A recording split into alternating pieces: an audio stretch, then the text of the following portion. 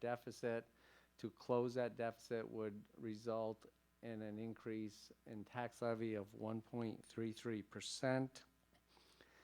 This number is actually, the deficit has decreased about $43,500 since the last version of the budget that you saw on March 15th. And when it was 1.37% tax levy needed, and now it's dropped to 1.33%. The other thing we just wanted to mention is that the tax cap calculation for the next school year is 1.973. So we're quite a bit below the maximum allowable tax cap number of essentially 1.9%, almost 2%. Here's our tax levy history. This just shows us that the average annual increase in tax levy over the past 5 years is less than 1% at 0.958%.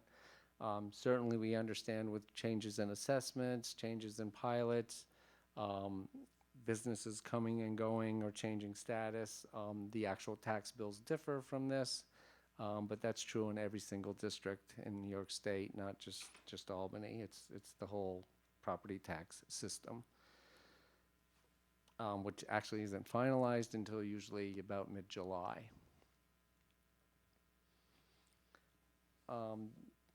Part of the budget each year is a planned use of fund balance and reserves.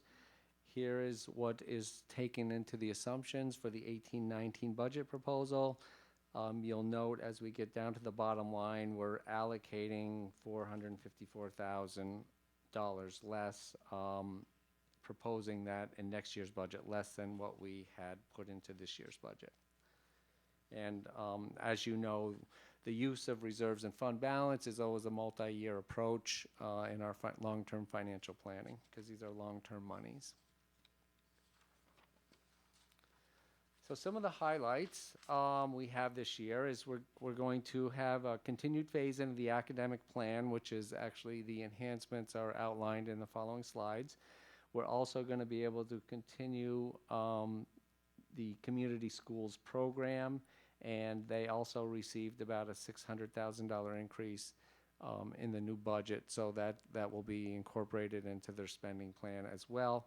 The community schools is a dedicated budget category. It's almost like a grant, so it's not an option of can we spend it somewhere else. It has to be to the community schools program that the district is initiating. We're also enhancing some safety and security supports. We're continuing all of the program offerings that we currently offer.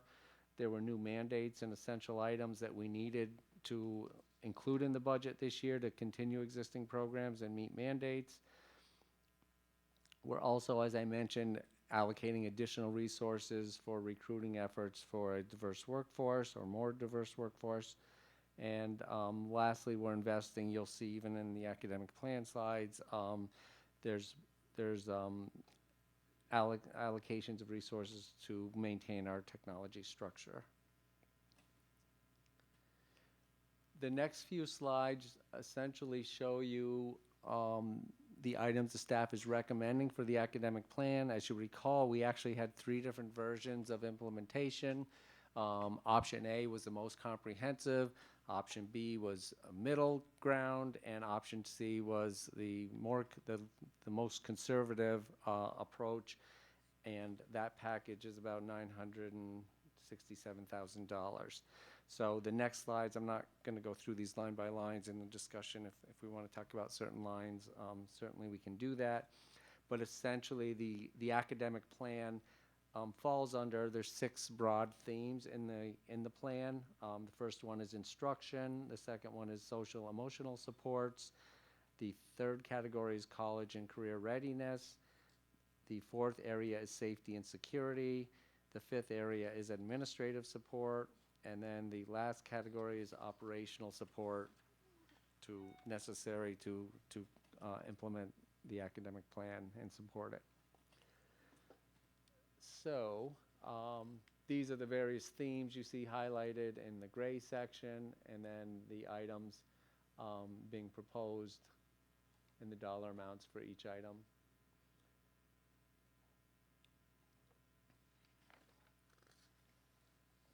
The next, there's really two main emphases of expansion in educational program in addition to retaining everything we have, as I mentioned. One is the academic plan, continued phase-in, and then the second broad category is the community schools program. The community school program, in short, is kind of what it says, community-based, but it offers expanded learning opportunities and after-school programs and enrichment programs. It includes tutoring. It also provides and expands on school-based and school-linked services in the areas of mental health, dental, social services. And it also, we have a category in there that covers partnerships to engage families and community stakeholders. Some of the vendors we use in this area are the YMCA, the Boys and Girls Club, and the Mission Accomplished organization. And then we have health providers as well in those areas. The community schools are actually defined for specific schools, and here they are: Tony Clement, Arbor Hill, Giffen Elementary, Philip Schuyler, Sheridan Prep, and Toast.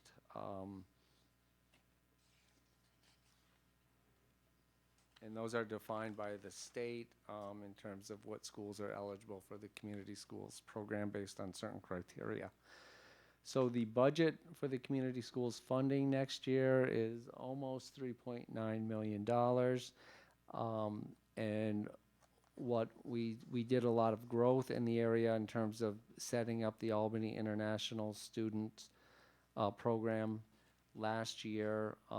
Certainly addressing the needs of the ENL population is a major priority and a major emphasis statewide.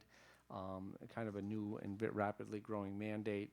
So we were fortunate that the community schools programming was expanded last year to allow schools to address ENL issues in areas where they needed additional support. So that will continue as well. So as we go through the budget process, there'll continue to be updates, notifications, alerts of where we're going next, where the roadshow goes, and there'll be a very comprehensive budget newsletter coming out a few weeks following the board adopting the budget. So that brings us, that's a very brief overall summary of where we are. I mean, most of the things here you've seen before through this budget process. There's 2 or 3 new items that we've proposed for this evening, knowing that there were some additional resources available. So with that, I'll turn it back to the president for discussion, questions, and comments. So just to get my vision, we'll go around and just keep going until everybody's done with their questions. So, you want me to start there? Okay. Ms. Wilson, I'm going to start with Ms. Roach. Since we're hearing Ellen, we're going to go very familiar. Is this one question? Is this one question at a time? I think to move it along, we should do one question. If it has subparts and it's all part of the same topic, do it that way, and Okay. then we'll go along. So basically, there will be no end in sight until everybody's satisfied. But let's just, well, I mean, we're starting early, Bill. So, and you can trust us. We've been getting done early in general. Okay, so But we'll do that. I'll start with the item that I'm most concerned about, and that's the school resource officer at Edmund J. O'Neill. I'm not sure how this position will work, given that the other 3 school resource officers at the other 2 middle schools and the high school are city police officers. So I'm not sure if this person would, unlike the other SROs, report to someone at the school, or if we would be sort of giving the money to the city for them to hire an additional police officer. I have concerns about I have concerns about the reporting structure. I have concerns in general about us taking on something that is more appropriately the city's responsibility to provide that type of security and policing service. I have some issues with this being described as social emotional theme based rather than, I mean, you also have a theme for safety and security where it would seem to more appropriately be. So I'm wondering if there's something at the position that's different than the school resource officers is there something qualitatively different about this SRO than the ones at the high school that are part of the police force? So the simple answer is no. So the position would be, we would contract with the Albany Police Department to provide that service, just like we would with a St. Catherine's or a Parsons to provide social work support to one of our schools. So we would contract with the police department, have a contract with them, and we would pay them the equivalent of the salary and benefits for a school resource officer. So it would be a uniformed police officer providing that contracted service to the school district. Okay, I understand. Okay, so the reason why we put it in the social emotional theme is because we're shifting the role and the purpose of a school resource officer to be not so much focused on safety and security, but more about the relationships and the preventative types of initiatives that a school resource officer brings to the table. Okay, I still am perturbed that we're paying the city to basically do its job, especially since the situation at Edmond J. O'Neill, it's not merely a school, it's actually also the city's own community center that we're now paying them to provide security and deterrence for. So that's my piece on that. So I'm going to deviate from what I said earlier, since I assume that this is something that a lot of people want to weigh in on, and rather than going back and forth, when there's a topic like this, as opposed to like a what's that zero kind of situation, we're going to do it this way. So if that's okay, Ms. Lang, I'm sorry, Jen, we're going to just basically go through the SRO questions and responses and get a sense of where people are at, because I know, and the reason I'll frame it that way is, I know that there's a desire, an understandable desire, to have the vote not tonight, but have it on Thursday. Obviously, Paul isn't out here, and that's a good thing to have people want to do in terms of being able to think about it and have any other questions come up. That said, we have our drop dead date not too long in the future, so we probably want to get a sense before Thursday if, after questions are answered on certain hot topics, like certain additional positions or programs, so that the district can figure out if there's a majority of the board that's not going to be supportive of it, and then go back and revisit it for purposes of creating the budget for the vote on Thursday. So it becomes, we're sort of discussing, and then before we leave the topic of, for example, the SRO, we're going to try to get a sense of where people are at in terms of whether they'll be able to support it being in the budget provided by staff. So that said, Jen. So I'm just going to expand on what the answer was to Ellen's question. So we will contract, and we will then make what we will do. What we will change them from more security role. So the other three, and the new possible fourth will then. I guess, can you walk me through what the planning process is? Because if it was security and now it's not security, and we've got a new person, but we're not, it's coming from the city who had total control because they paid for them, they put them in our schools. Now we sort of have control because we're paying, but they're still a uniformed officer. I need more detail. So they will still have a role around safety and security, but that's not their primary focus. The primary focus would be around building the relationships with a police officer, a school resource officer, so they have those relationships when they're out in the community with the police department. So there's still that level of safety and security from a uniformed police officer in our schools, but again, the shift is moving away from that to building the relationships. And it's not just for the one school resource officer that we would potentially contract with the police department for. It would be for the other three school resource officers that we currently have in place at Hackett Myers and the high school. We have reestablished the relationship that we have with the police department. We've been working with them all year long on different initiatives, from emergency response planning to, as most recent today, sitting in a training with them around reunification planning in the event of an emergency in any one of our schools, and their active, in participation and responsibility in that work. So it's a shift in the way that we are collaborating and partnering with our school resource officers and the Albany Police Department that is really changing in the new model. Is there an MOU or something for the other three officers, since we're not contracting out with them and they would be completely the department's people? That's a good question. I mean, these 3 school resource officers were here well before I arrived a year and a half ago. I don't know if we necessarily have an official MOU, but we have an action plan or a plan for how and what those resource officers are supposed to be doing in our schools. It has been revised this past year, this year, to shift again more from being reactive and to more of a preventative approach to working with our students in our schools. Sridhar?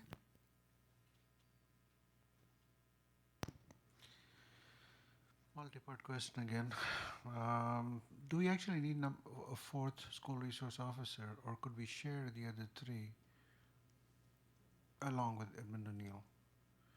Share it to more on a needs basis. If you need more in one school, split their time. That's one thing. The second one is, I see this more as a, as Ellen mentioned, this is a community function, right? So, and especially in that school, that is the community center managed by the City of Albany. So I don't see why City of Albany is not picking up the tab for that.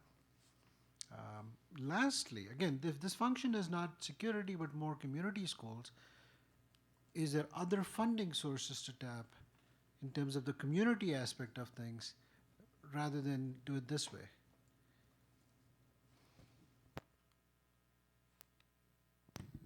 Tabitha?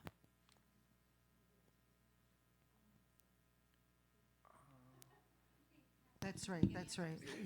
Yeah, no, I get that. So I'm sure someone will answer, but if you could address, those are not community schools, unfortunately, but if you could address that and everything else.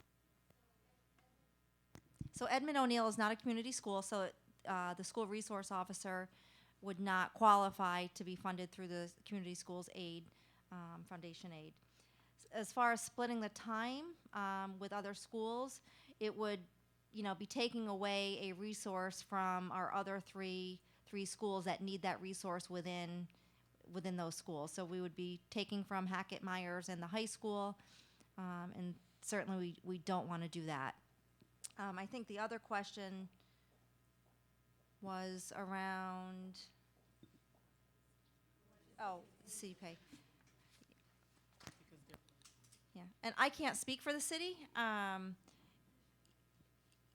In our partnership with the Albany Police Department, we, talked about, the need for a 4th resource officer assigned to Edmund O'Neill.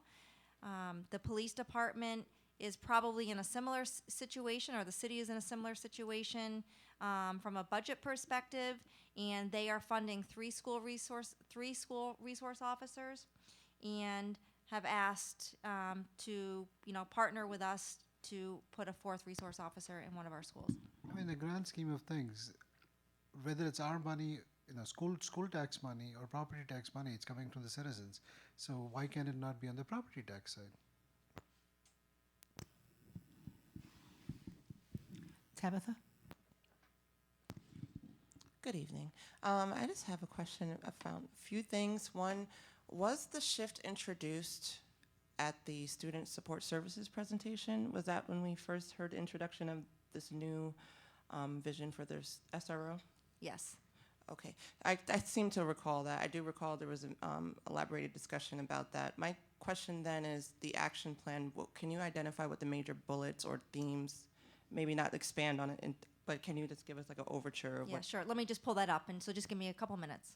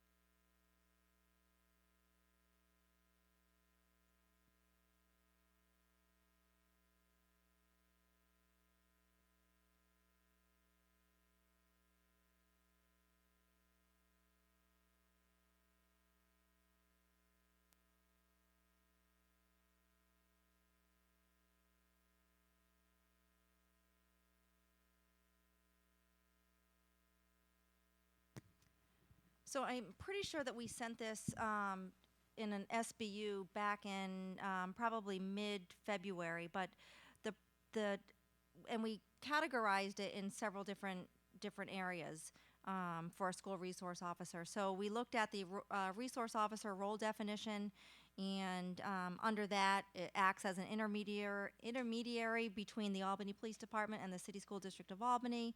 It helps to develop and implement prevention-based programs for students, families, and staff and community. Provides visible presence throughout the school day, including arrival and dismissal. Initiates positive interactions and experiences between the police, students, and families through attendance at district functions. Attends weekly safety meetings with the school district's administration. We meet weekly with them over at Harriet Gibbons, and PPS is also included in that. We have them acting in the capacity of non-traditional law enforcement, such as mentors, mediators, problem solvers, as well as educators, conducting preliminary investigations occurring in and around assigned schools, promoting collaboration with community agencies, including but not limited to probation, capital CDTA, First Student Transportation, and neighborhood associations. And they also conduct home visits around attendance issues, behavioral issues, and family court issues. In addition to those, we've included and I guess revised their responsibilities and collaboration with the schools around emergency preparedness planning, prevention strategies, including Halloween safety, child abduction, anti-bullying, cyberbullying, and gang resistance education and training. We talked a lot about that at one of our presentations, and that was, if you remember, the acronym, the GREAT program. And then also working with us around our systems and structures and outcomes and goals around prevention-based curriculums, expanding and fostering community partnerships with the Albany County Probation, Family Court, Office of Children and Family Services, and city agencies, as well as building district crisis response core team, being a part of the district crisis response core team, and the process that includes incident command and partnership with the school district. Again, as you know, we have 3 assigned resource officers at Albany High School, Hackett, and Myers. And then this would fund the 4th school resource officer that we don't have over at Edmund O'Neill. And this would help to promote the equitable distribution of resources by adding that 4th resource officer. Thank you. And you mentioned that there were several discussions, of course, with the police and such. However, were there any data points collected from community leaders or advocates concerning this shift? So we've been meeting with, and we have another meeting on Friday.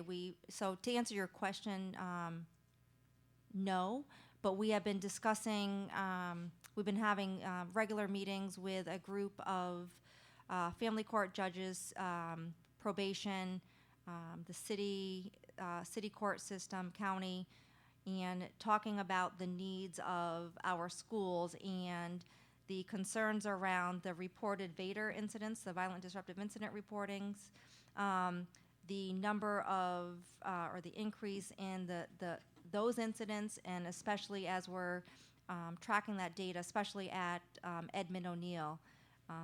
It's pretty alarming, and I know we've shared that data with you, but you know, when we start looking at our data and the total number of weapons confiscated, for example, in the 2016-17 school year, looking at just September, for the entire school year, where we had 55 total weapons confiscated compared to the 2017-18 school year, from September to February, we've exceeded that 55. We were at 66. I don't have that data off the top of my head right now, but just based on the data that we've been collecting and the historical data, there is a need for, in our schools, for Edmund O'Neill for an additional, for a resource officer. So is it fair to say the ideological shift from safety and security to social and emotional is because it's prevention-based? Yes. And another question was, I understand we didn't pay for this before. It was incorporated another way, but now we're going to pay for them to provide what's already established at other schools. Yes.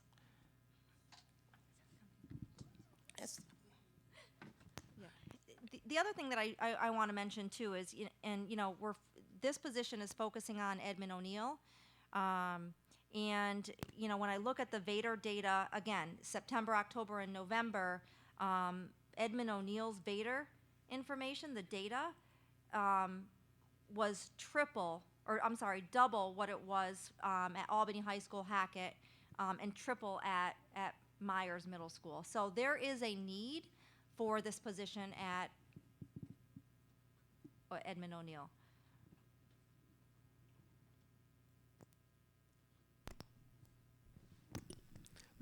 Vicki? Sure, thank you. I think before I kind of wrapped my head around the administrator on special assignment, I was thinking, I had the same questions that my colleagues are asking, but I was thinking about our school resource officer not being quite enough to address the needs that were identified. And so my question was going to be more about, and I apologize, I probably should know this from, I've been through 2 budget seasons, I believe, so I should probably know this. But when we have, we add on a behavioral specialist or now another coordinator, how is that level of service allocated to Edmund O'Neill, a high-need school? And then my second question related to that was about wanting to have you talk a little bit more about the administrator on special assignment so I can get a bigger picture. So I'm going to ask to hold off on that because I wanted to make sure that we separated them out while there might be overlap, because we just need to wrap around this, see where we are, see if there's more questions, and get a pulse of the board on that before we move on, because that's how far along into the budget process we are in terms of voting. So we'll come back to these 2 questions? No, we'll come back to everything that's not about the SRO. So any question you have about the SRO, go for it. Okay. I'm gonna defer to Anne? A couple of minutes ago, someone asked if there was an MOU, and you said no, but there's an action plan, if I understood you correctly. Is that action plan a commitment from the police department about how all of their resources and this new person will be deployed? Is it a signed commitment from them that they will do things the way that we have decided to do them? Not to my knowledge, but Lieutenant Gerasi has been recently assigned to the school resource officers as part of his area of supervision, and I'm sure that if the board and the district would like a signed agreement, we could certainly work on doing that. So I personally would like that. I think I spoke to that when this information was presented to us the first time, that I think we should have extremely clear and precise information about how the relationship works, because I don't think it should be left to the best intent of each individual human being. I think it should be documented. My second question is, has there been any insight into, I think Ellen phrased this as whether there was any kind of qualitative difference between this new person and the 3 existing ones. It feels very odd to me that we're going to have 4 human beings paid in 2 different ways. It just feels, first of all, like a toe in the water for the police department to start saying, well, you paid for 1, how about next year pay for 2? You paid for 2, how about next year you pay for 3? It feels to me still that this is fundamentally a community policing initiative, an important community policing initiative, one that we want to have some involvement in. As you know, and I've spoken at some length in past board meetings, I have my philosophical concerns about whether community police, even the best ones, belong in the schools and whether that's the best way to do community policing, but that's APD's call. If that's what they think is the best way to do community policing, I'm certainly open to that conversation. But why? I just don't feel that we should be using resources that we are raising for educational purposes for community policing. And while the city's budget is tight, our budget is tight, everybody's budget is tight, course, everyone wants somebody else to pay for it. But this is one where historically they have taken on this responsibility and they've said, we believe this is the best way to police, so we are going to pay for these 3 police officers to be in the schools. But now they don't want to pay for the 4th, which I understand is an increase. So I'm just uncomfortable about us raising tax dollars for educational purposes and then using them to defray the costs of the police department. I just don't think that's, I don't understand why we, if something was a police responsibility before, it's suddenly now not. And if we want to take that on as a shared responsibility, I'm not sure I'm in support of it. Madam President, members of the board, Vice President Savage, we could definitely investigate that a little bit further with regard to that funding structure. But at this juncture, this is what we have been, this is what APD has stated with us, and not that we think that we should bear the cost of it. We do see a need, and so therefore we're looking at how might that be accomplished. The other funding sources, we do know that we're not able to use the community school funds because O'Neill is not a community school. So it does open the door, as I've made notes about different funding structures, looking at the property tax, and then also maybe connecting with the school department, with the police department. Tomorrow, I'd be happy to give Chief Sears a call again and talk with him about that. Okay, I think that's helpful. I did have a thought that just jumped out of my mind that was a different thought. I may need to ask for another. So I'm sorry, I remembered. Oh, I just wanted to say I am absolutely convinced we need to do more at O'Neill. There is no question. In fact, the most alarming thing to me is that we didn't attend to this in September and October when we saw these Vader numbers going up. If we really believe that a community police officer in the school is the key thing to turning those numbers around, we should have done that in September. What are we waiting for? Right? And if those numbers are going to be turned around by this, give the guy from Hackett and put him over there right now, because the numbers that you showed us for Hackett were much more rational than the numbers at O'Neill. And our students at O'Neill should not be at risk because we don't have access to that right now. So I'll start with that one. So the problem for me with the theory of taking from somewhere is sort of what happened when the state pulled the funding from Hackett after it got off the receivership list. That without an actual study to understand why the Vaders are as low as they are at Hackett or Myers, the pulling of somebody who actually we believe helps keep Vaders down would be a very, I think, imprudent thing to do. So while I think there's a larger conversation around policing and school resource officers and the role of police in the building, I don't think it's at the time of voting on a budget. So my thoughts on this SRO are as follows, with no particular penchant for police officers or not police officers. I have personal views on policing, but I'm representing the whole city.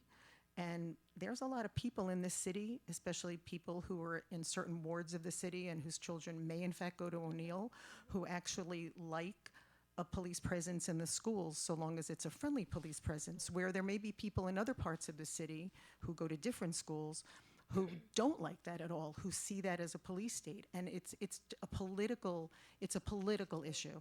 It's a political issue, a funding issue. It has a lot of things rolled into it, and it's difficult to wrap around that at a time when we're dealing with a budget. So I'm gonna deal with what I think the equity and the liability issues are.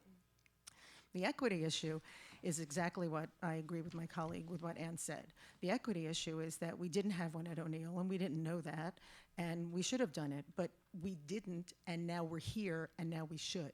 And the fact that we didn't doesn't make it that we should. And I'm not comfortable pulling an SRO from another school with lower Vader numbers, just like I'm not comfortable pulling funding when programs work under the guise that the program works, so we don't need it there anymore.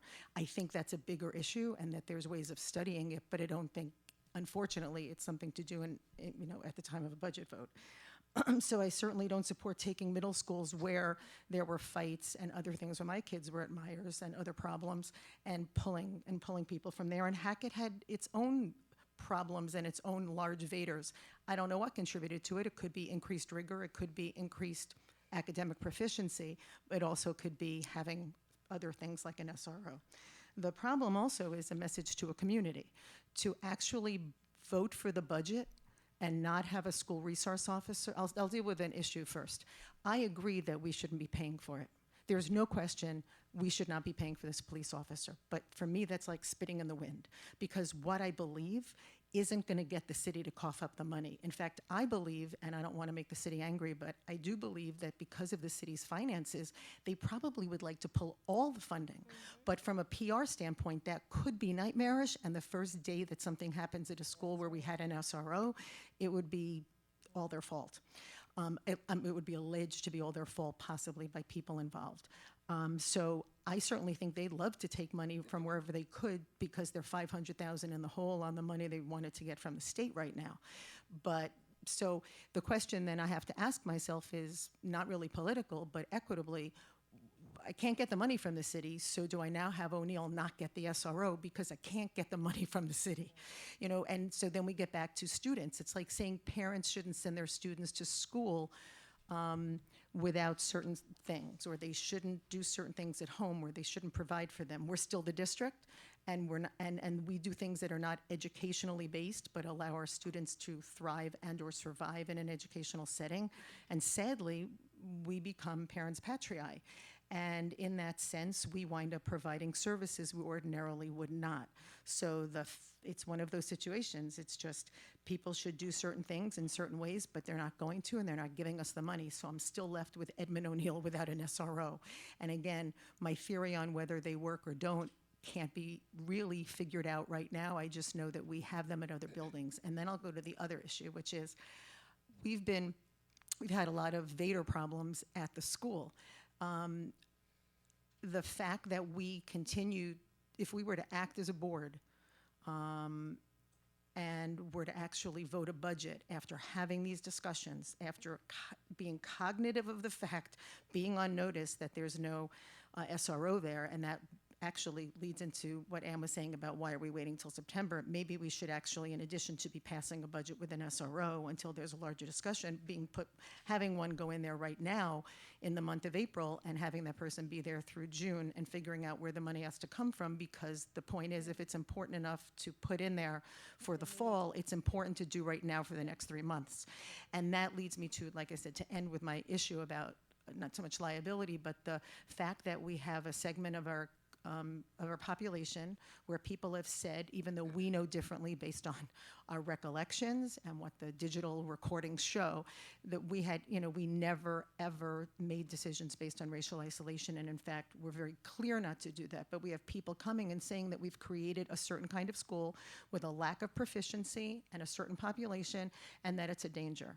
And so I just want to say, it's a public meeting, and I don't want to sound any alarm. I'm just saying that I think the board's fiduciary responsibility in terms of knowing now what we did not know before, if we actually don't, not just from an equitable standpoint, from a board district protection standpoint, put an SRO in there, then that kind of exposure for our students and for our district is really, to me, very problematic. I hope, and I don't invoke faith very much, but I have no other phrase other than God forbid. If anything were to happen, that's not the way I would like the district to be having to answer to.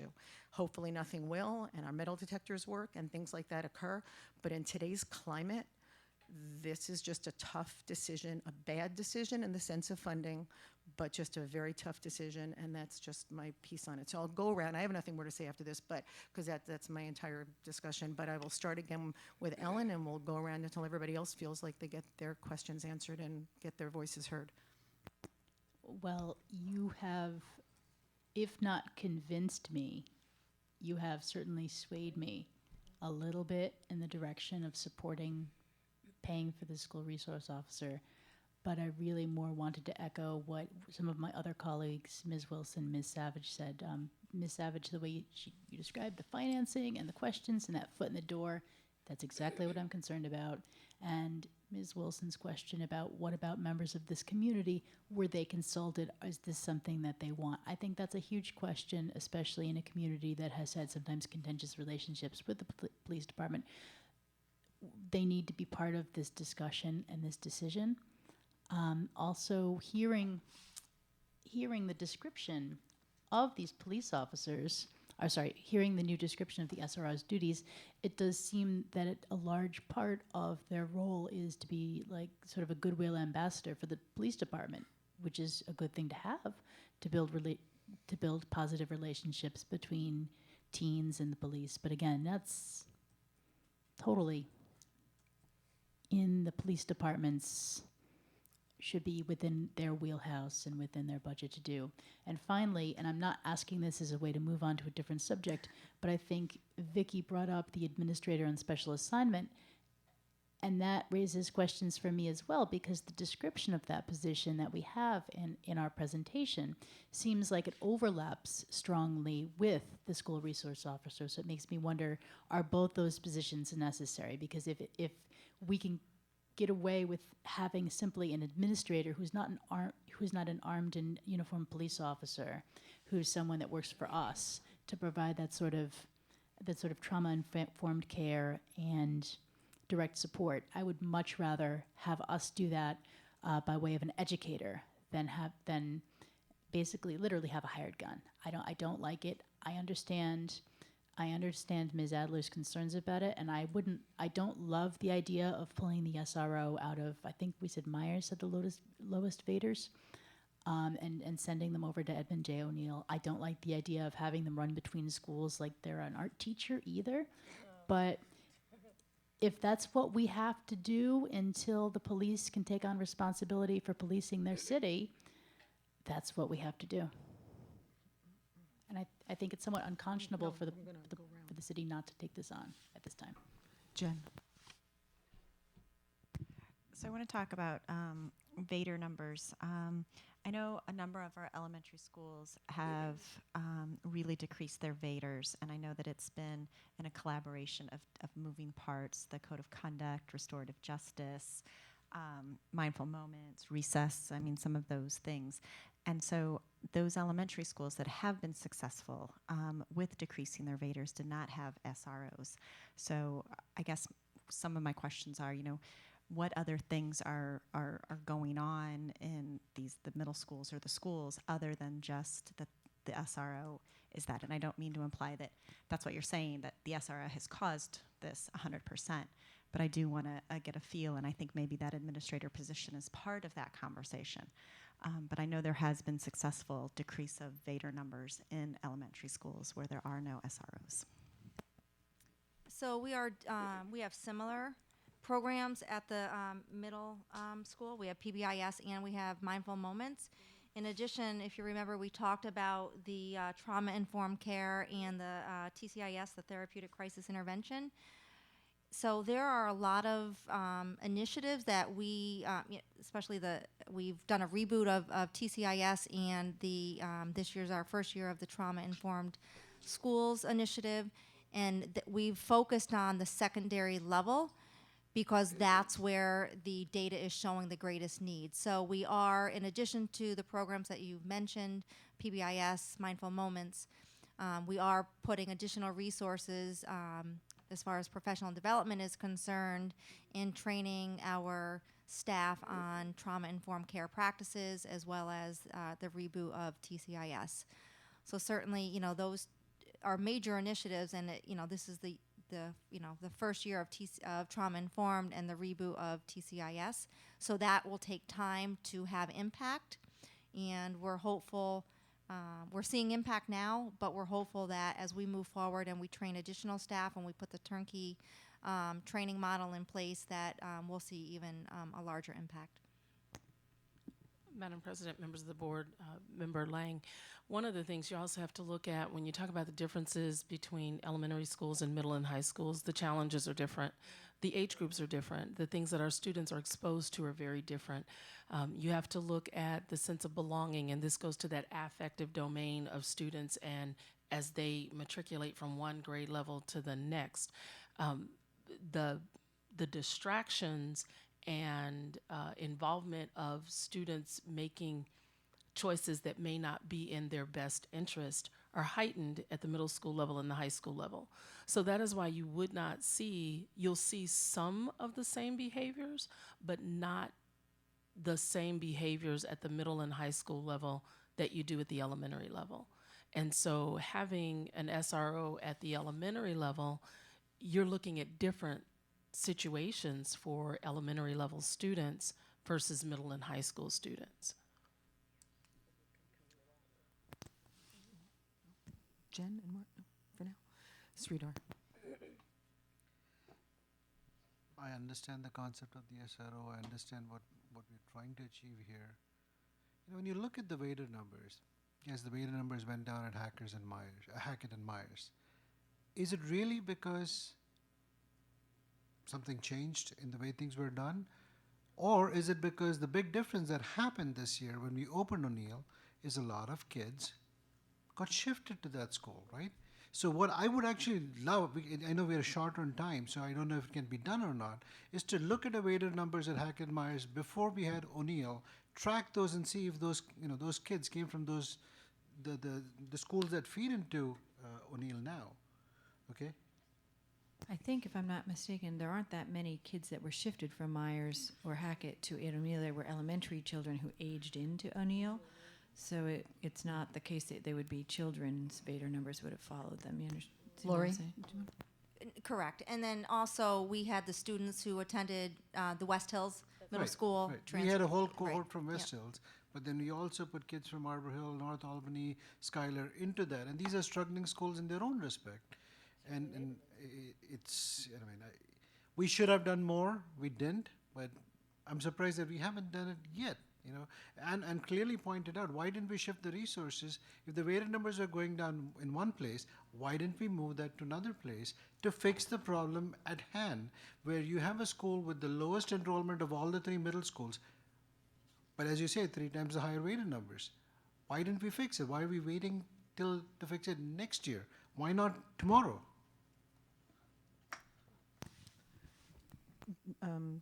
Before I say Tabitha's name, does anybody want to respond to the issue that's come up from a few people, from Sridhar, myself, and others, about the issue of the waiting until September? Do you want to speak to the supports that we've put in place Sure. at So- O'Neill Well, I'm since talking the beginning? more about the SRO. In well, other words, whether here, I mean, I'm getting a sense from the board that, independent of the issue of the approval of the budget, that there's a concern that if we need it in September, why are we not biting the bullet on 3 months right now? So the police department has allocated resources to for community policing over at Edmund O'Neill. It's just not a full-time school resource officer. So there have been resources allocated. Can you speak to what that is? Because I don't know that, maybe others are aware of it. I'm not aware of what that means. So they have, I'm not really sure what they call them, beat cops, who are over in that neighborhood and have been providing support on a regular basis at arrival and dismissal time, and then as needed during the regular school day. But it's not an assigned full-time school resource officer like we have over at Hackett, Myers, and the high school. So, all right, I'm going to say Tabitha and wait till it comes to me. Tabitha? Thank you. So just a few things, and I'm trying to condense it really. The parity and equity conversation I think we're having about why it's okay or not okay to shift is because our analysis is showing one thing, and then what I think people are alluding to is that why not be agile? Like, if I realize that the thought process, if you take from one, another will lack or something, but can we not have a new mindset about the whole process where maybe we would be agile moving forward? The other concern, which I think Anne has basically elaborated perfectly, is about precedent, and my thing is about consensus building. So if we don't want to establish a precedent where we're doing this forever, or that we don't end up on a slippery slope, for lack of a better term, could we not make this a time-bound arrangement so we review it later or something? It's just 1 year. It's just Okay. it's just the budget. It doesn't mean that it does. I mean, we're just voting on a budget for a year. But I understand the precedent issue. But we're not. It's not an MOU for more than the budget year. The other thing was about the measurable objectives, the accountability and transparency. I would just hope that would be something that's really elaborated on when we move forward with that process. And I do remember, because I recall from the discussion back with the pupil personnel presentation, there were recommendations for improvements. And those recommendations were structural recommendation to modify the department's staffing and operations, including establishing and articulating clear written protocols and procedures across the department to further clarify roles and responsibilities at all levels. And I remember we also pushed back about why in uniform, why not plain clothes, and why. And so basically, I think what we're having is a elongated discussion about the rationale when we move forward, and I think that's just something to consider as we continue to discuss this. Vicki. So I always find this discussion hard. One, having lived in the city of Albany for, as long as I have, and raising children, and more or less also deciding on where to send my child to school based on some of these kind of incidences. And I've also in my past worked in various means at various levels with the police department. This just is not an easy conversation sometimes.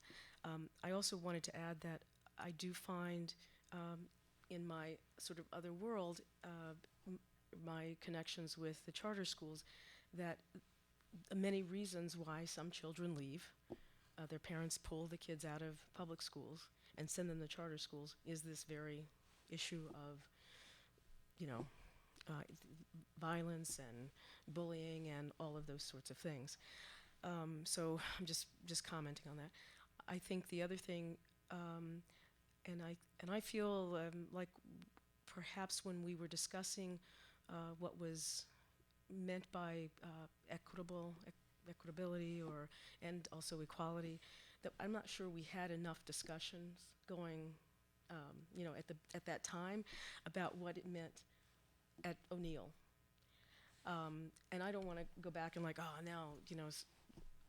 blame people for that. It's our responsibility to have raised those questions, I think, at the time. What does X mean? Do we really want to have an SRO at every middle school? We didn't have those discussions. So it's a little hard now to kind of pose those. I think also I felt that it was important to give those administrators an opportunity to sort of set the tone, design, set up the culture. Because whenever you do have, my experience, when you have kids coming from many different cross sections, there is some sort of some heightened activity. Does it raise always to a level of what we've heard in terms of the weapons and other kinds of incidents? I don't always know. It really depends on the schools and the communities. So I don't know that we should have done something at a particular point in time, but I do think I know something more needed to happen. Not sure what, and I'm not sure if we could have made that decision early on because we didn't have necessarily all the information that's needed.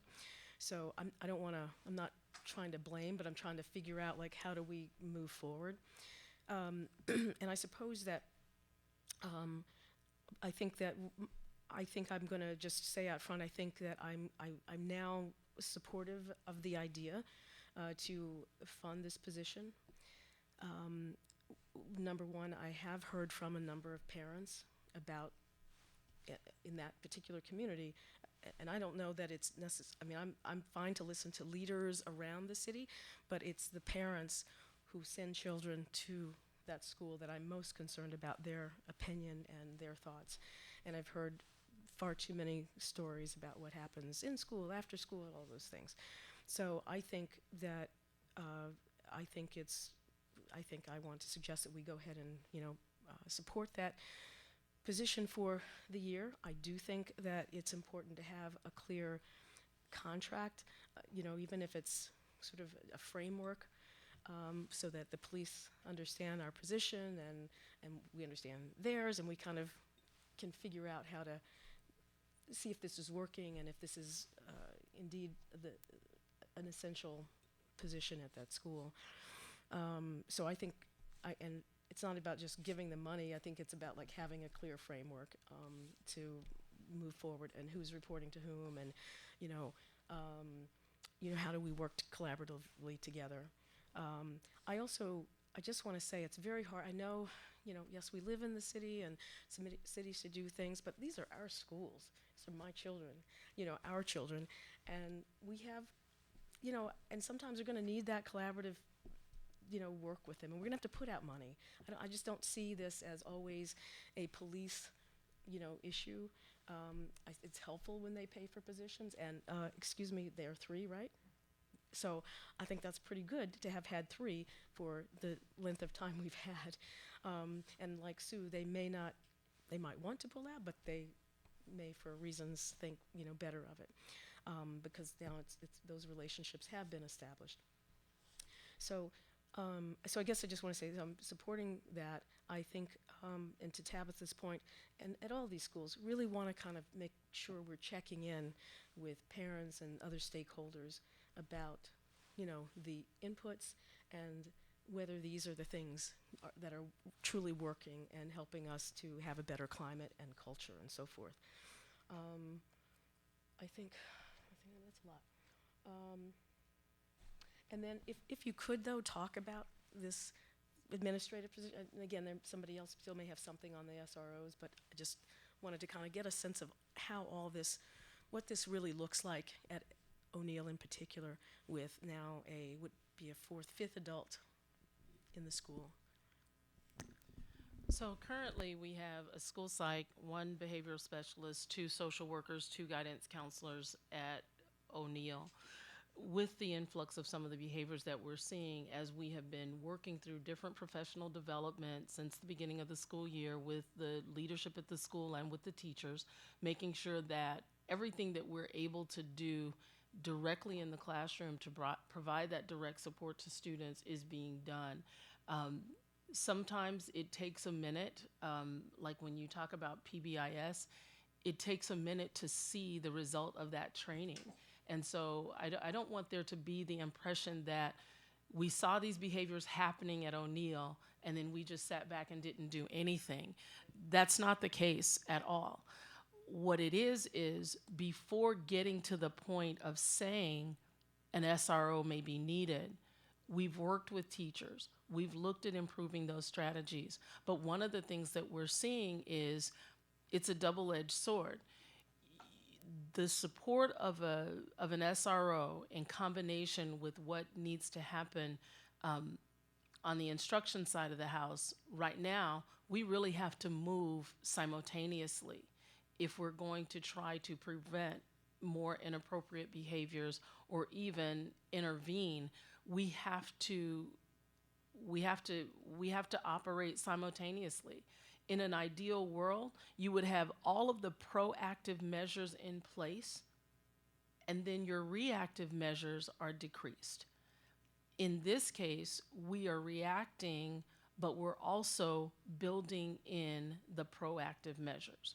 So that's going hand in hand, which is one of the bases for the administrator on special assignment and being specifically assigned to O'Neill. We need that additional support, but we also need it in a leadership role where it is direct support to students. It aligns with some of the pieces that we already have in place, but it serves to enhance that relationship capacity and then be able to provide direction for staff as we're moving forward. And so I'll turn some of the time over to Lori to see if there's anything else to add. No, I think you summed it up. Anne. So I think I want to just jump off on what Ellen said and what Vicki said. I completely concur with you, Mrs. Adler, that it's not preferable to pull from Peter to pay Paul. That is never my preference. However, I really do think this is a police department payment responsibility. And if they're only willing to pay for 3, that's sort of the option that we're left with. However, I do understand what staff and administration has been saying. I hear you, that you believe that this person having a full-time SRO at each of our schools is going to make a significant difference. So I am hearing that. I'm going to accept the fact that we are going to take on what I believe is not actually our responsibility, and that we are going to raise taxes on our constituents to pay for something that ought to be paid for by the city, the city of Albany. That is what we are deciding to do from my perspective. However, there is a couple of steps here, but we are just now only budgeting for that. The next step will be we will be signing a contract with APD. I am going to vote no on that contract if it does not come accompanied by a very clear MOU that describes what the roles of a school resource officer are and what the limitations of their role are, because we really should not be leaving much of that to chance. There are too many times around this country where SROs have not been a net benefit for the students that they are seeing every day. And I want to do everything in our power to make sure that never happens here. And APD is a very good reputation for community policing. They have done a good job overall of trying to do that kind of policing, but we need to make sure that in our walls we are doing that as much as humanly possible. I also think that that contract should be for a one-year contract, and it should not have any automatic renewals so that we can reconsider this each year. And finally, in the feasibility study that we are currently doing for our potential fourth middle school, we had better build in another $100,000 into what our operating costs are going to be, because I think it's highly unlikely that once we've agreed to pay for one for middle school number 3, that APD is going to then say, oh, sure, we're going to pay for the next one for the next middle school. So I think we should anticipate that this is not a $100,000 per year choice. This is probably a $200,000 per year choice, unless we ultimately decide we don't need that last middle school. Well, I hope 3 plus 2, 5 SROs total is what we're going to have after we add a fourth middle school, right? High school, unless we don't need a fourth middle school, but I think in our feasibility analysis, we should anticipate that we would have to pay for that. So I agree on the 1 year and everything else. And the only reason I was saying 3 is because when we had a few minutes, I was looking at all of the feasibilities, the demographics and the feasibility study, and I was like, oh, that we might not need a fourth one. But in any event, that's a whole separate thing. But I completely agree, and I'd also like to add with what Tabitha said to what Ann said, which is as part of that, I think whether it's incorporated in the MOU or if it's a separate document, we need to have what PPS talked about, we need to have what Lori's talked about written so that the board has it, so it's in a sense published, it's there, so that community can know what the role is. I know the details of who steps left and who steps right, the police aren't going to agree to, but the important things to this board and to the district and to the community certainly can be stated, wherever they are. We have a very creative district council, and I'm sure he'll be able to do it. So before I go around again, I want to find out if I need to go around, if we need to go around again, or we should go into, I'm seeing enough, okay. So unless anybody, as I start to say, we're gonna go to the next topic, we're gonna just go. Good. So I will start now with Tabitha, and here's the one question. Do you want to segue into I call it the AOSA, or the Administrator on Special Assignment, since it's already come up, and get that out of the way? And I'm seeing at least 1 or 2 nods, and that's enough for me. So I think you understand the questions that are out there. Unless somebody wants to ask a new question now, do we want to get at least a little discussion / presentation? Yes. Oh, I love when at least one person nods. Thank you, Sridhar.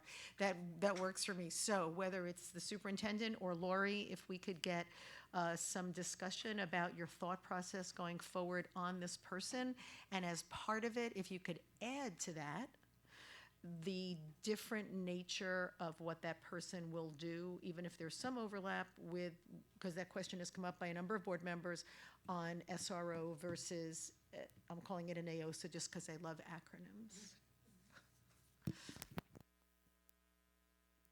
So the Administrator on Special Assignment, so the vision for that position would really be to focus on school climate and culture, and working directly with the students on positive behaviors in the building and in the classroom, and also being that strong advocate for the trauma-informed care, the restorative practices, and being that link to between the home and the school. Really student-focused on the school climate and culture of the building, and what that means from a student perspective. In addition to that, looking at aligning the mentoring opportunities with what we already have in place with the My Brothers and Sisters Keeper program, making sure that that particular position aligns the mentoring and oversees that. I would say the implementation of that with individual students so that we can drill down more closely at the student level so that it's not, in other words, reducing that ratio, that adult to student, reducing the adult to student ratio in working with our students in that broader perspective of what are those things that we need to look for in being proactive, and what may be some of the antecedents to some of the behaviors that we might be seeing. But again, emphasizing that as an administrator, there's a little bit more leverage with what this individual would be able to do, and a little bit more direction with staff that this person would be able to do. So I'm torn between asking you to be more specific before I go around to questions, because I think that's what the questions will be about, or just letting people just ask questions and then you're doing it that way. I guess what I'm saying is, I think if you could be a little clearer about what the person will do, what they will add, given the discussions this board has had about the importance of having enough staff and the right staff for social, emotional, and other issues, but mainly those at Edmund O'Neill. If that's not what this person is for, then we'll just move right to questions. But it's my understanding that that's what that's for. So you can either answer it now, or everybody will just ask their questions, and I'm sure it'll be teased out in that way. Would you prefer that? Because it sounds, okay. Tabitha. Thank you. I really appreciate the fact that this is a proactive approach. And my question is, the concept of special assignment almost implies like short-term or temporary. So is there some thought, like a foreshadowing about what if, when, for example, at the building level, the school community doesn't want to transition away from this person? Or what if we need them in a way that exceeds the time frame? And also, is this a unique or new dynamic relationship between that and the building leadership, like the principal and things? That's my only question. So yes and no. So I'm going to answer yes and no. The yes piece is, in addition to the support that the administrators have that are there, this individual would be able to work directly, not that those individuals don't work directly with students, but taking it to the next level, looking at antecedents, and I hate to keep sounding repetitive, but looking at the antecedents to particular behaviors, working alongside students on different strategies that they may need in order to make better decisions. If there are mentoring programs that are in the school, making sure that they're aligning with our agreement with My Brothers and Sisters Keeper, and then what are those tweaks that need to happen along the way? Okay. I'm wondering, does this mean this person will have that, what's the word I want to say, skill set to identify when a child is troubled? Yes. Okay, thank you.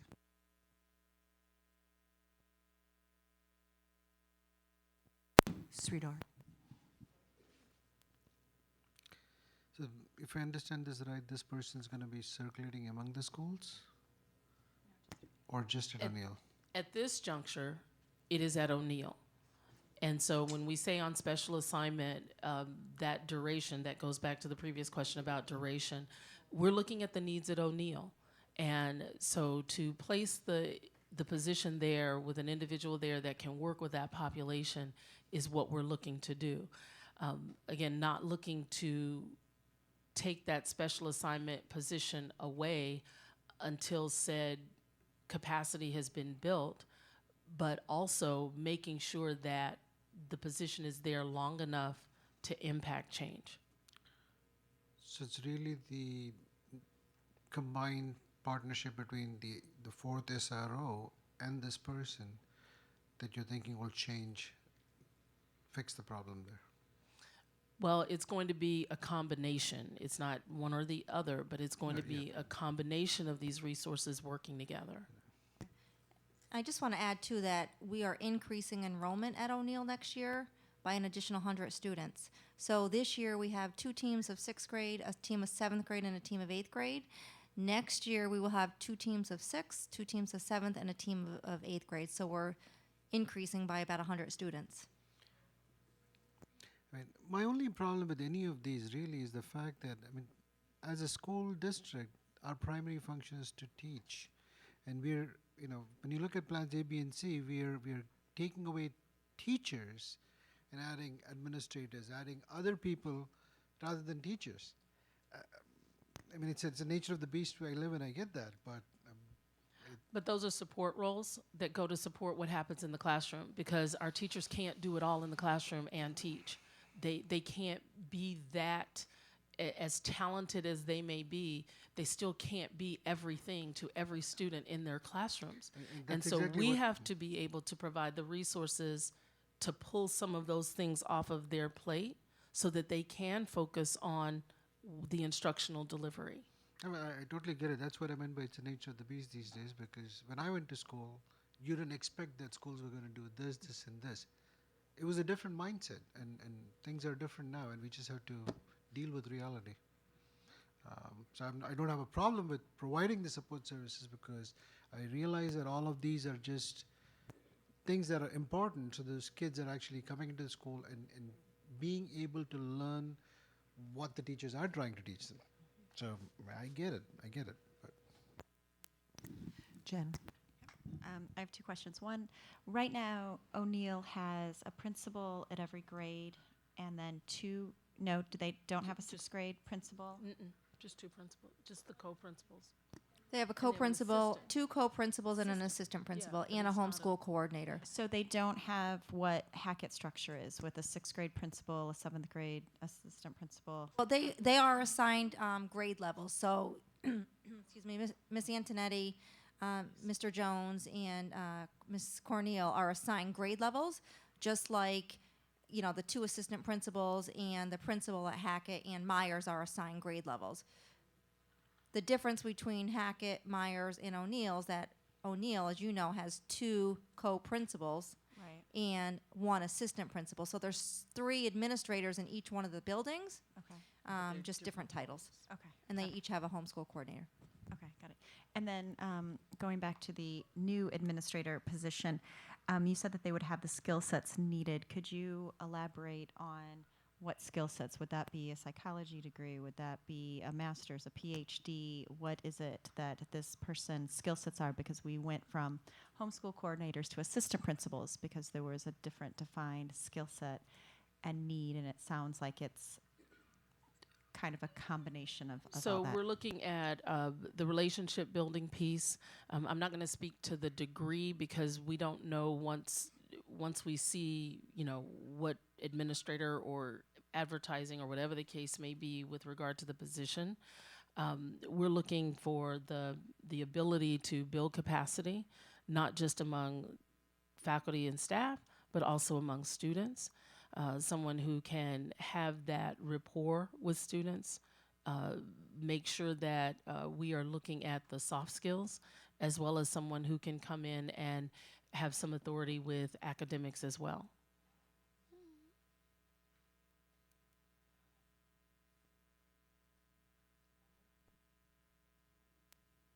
We'll come back. Ellen?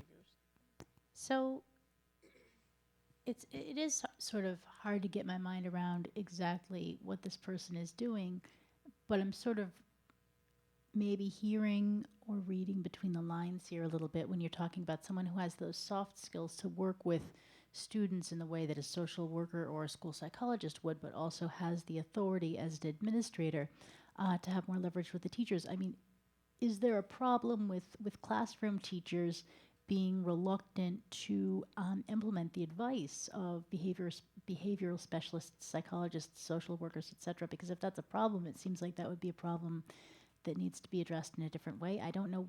Maybe it would be more helpful if you could walk through like a day in the life of Jane Smith, who is hired to take this job, because I'm not sure. When you say someone with the authority to make sure things get done, it disturbs me that we would have a system where that the advice of these counselors was not being implemented, and people didn't have the authority to do that.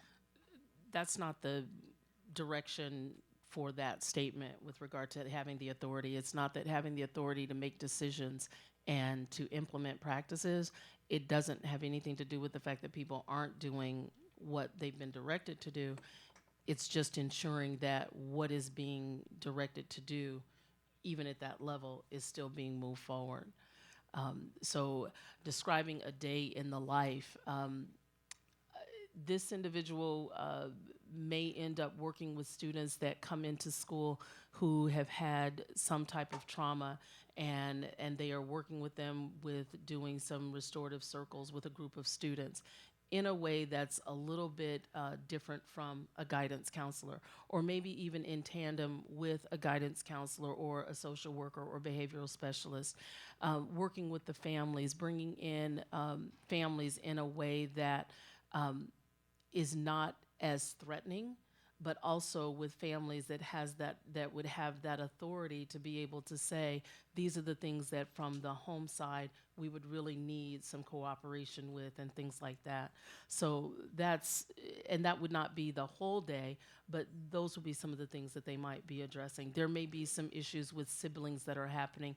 We may have students who are suffering from grief of some sort, children of divorce, and things like that may impact their performance in schools. And so this person would work in tandem with the support system, like the school psych, behavioral specialists, social worker, guidance counselors that we've talked about, to help the students at that level. And I very much understand from the increased enrollment and from what we're describing, the increased need for those types of support service.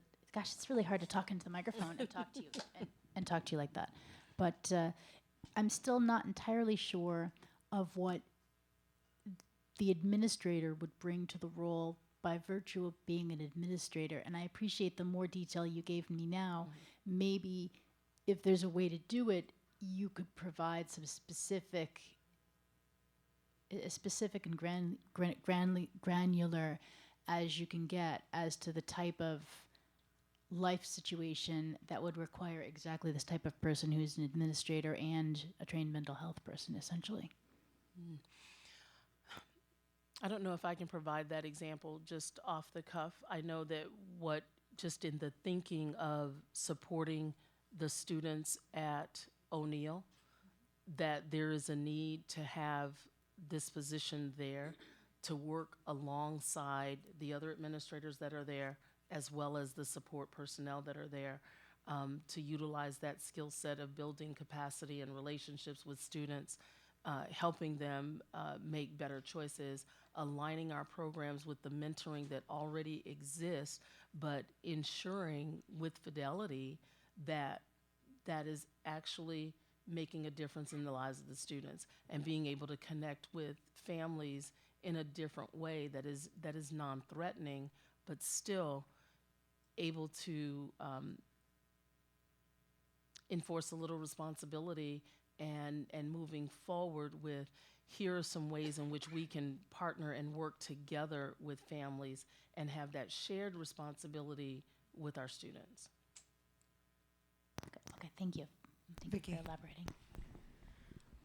I think I get it. I was almost feeling like the title came to my mind, and it was kind of Dean of Students, but not yet really, because are you also looking at this person as kind of coordinating services? I mean, Okay, so I'm sorry, in I'm my sorry. world, a dean of students Okay. is the disciplinarian of the school. So I probably need a little clarification on what dean of students would be.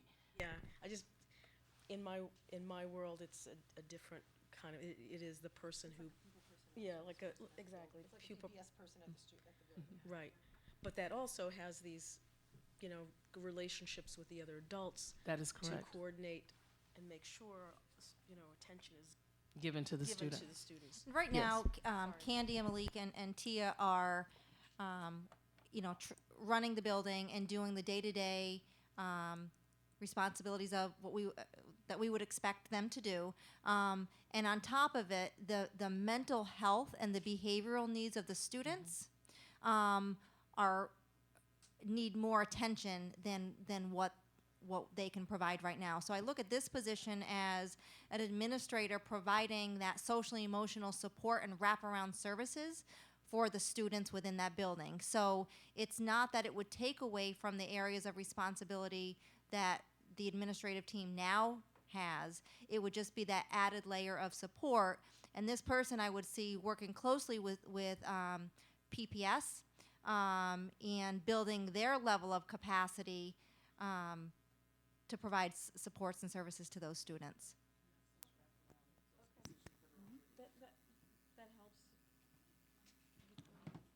You done? Yes, I am. Okay, Anne. I actually think this sounds like a wonderful position. I do understand the questions about administrator versus non-administrator because it is a big ticket item.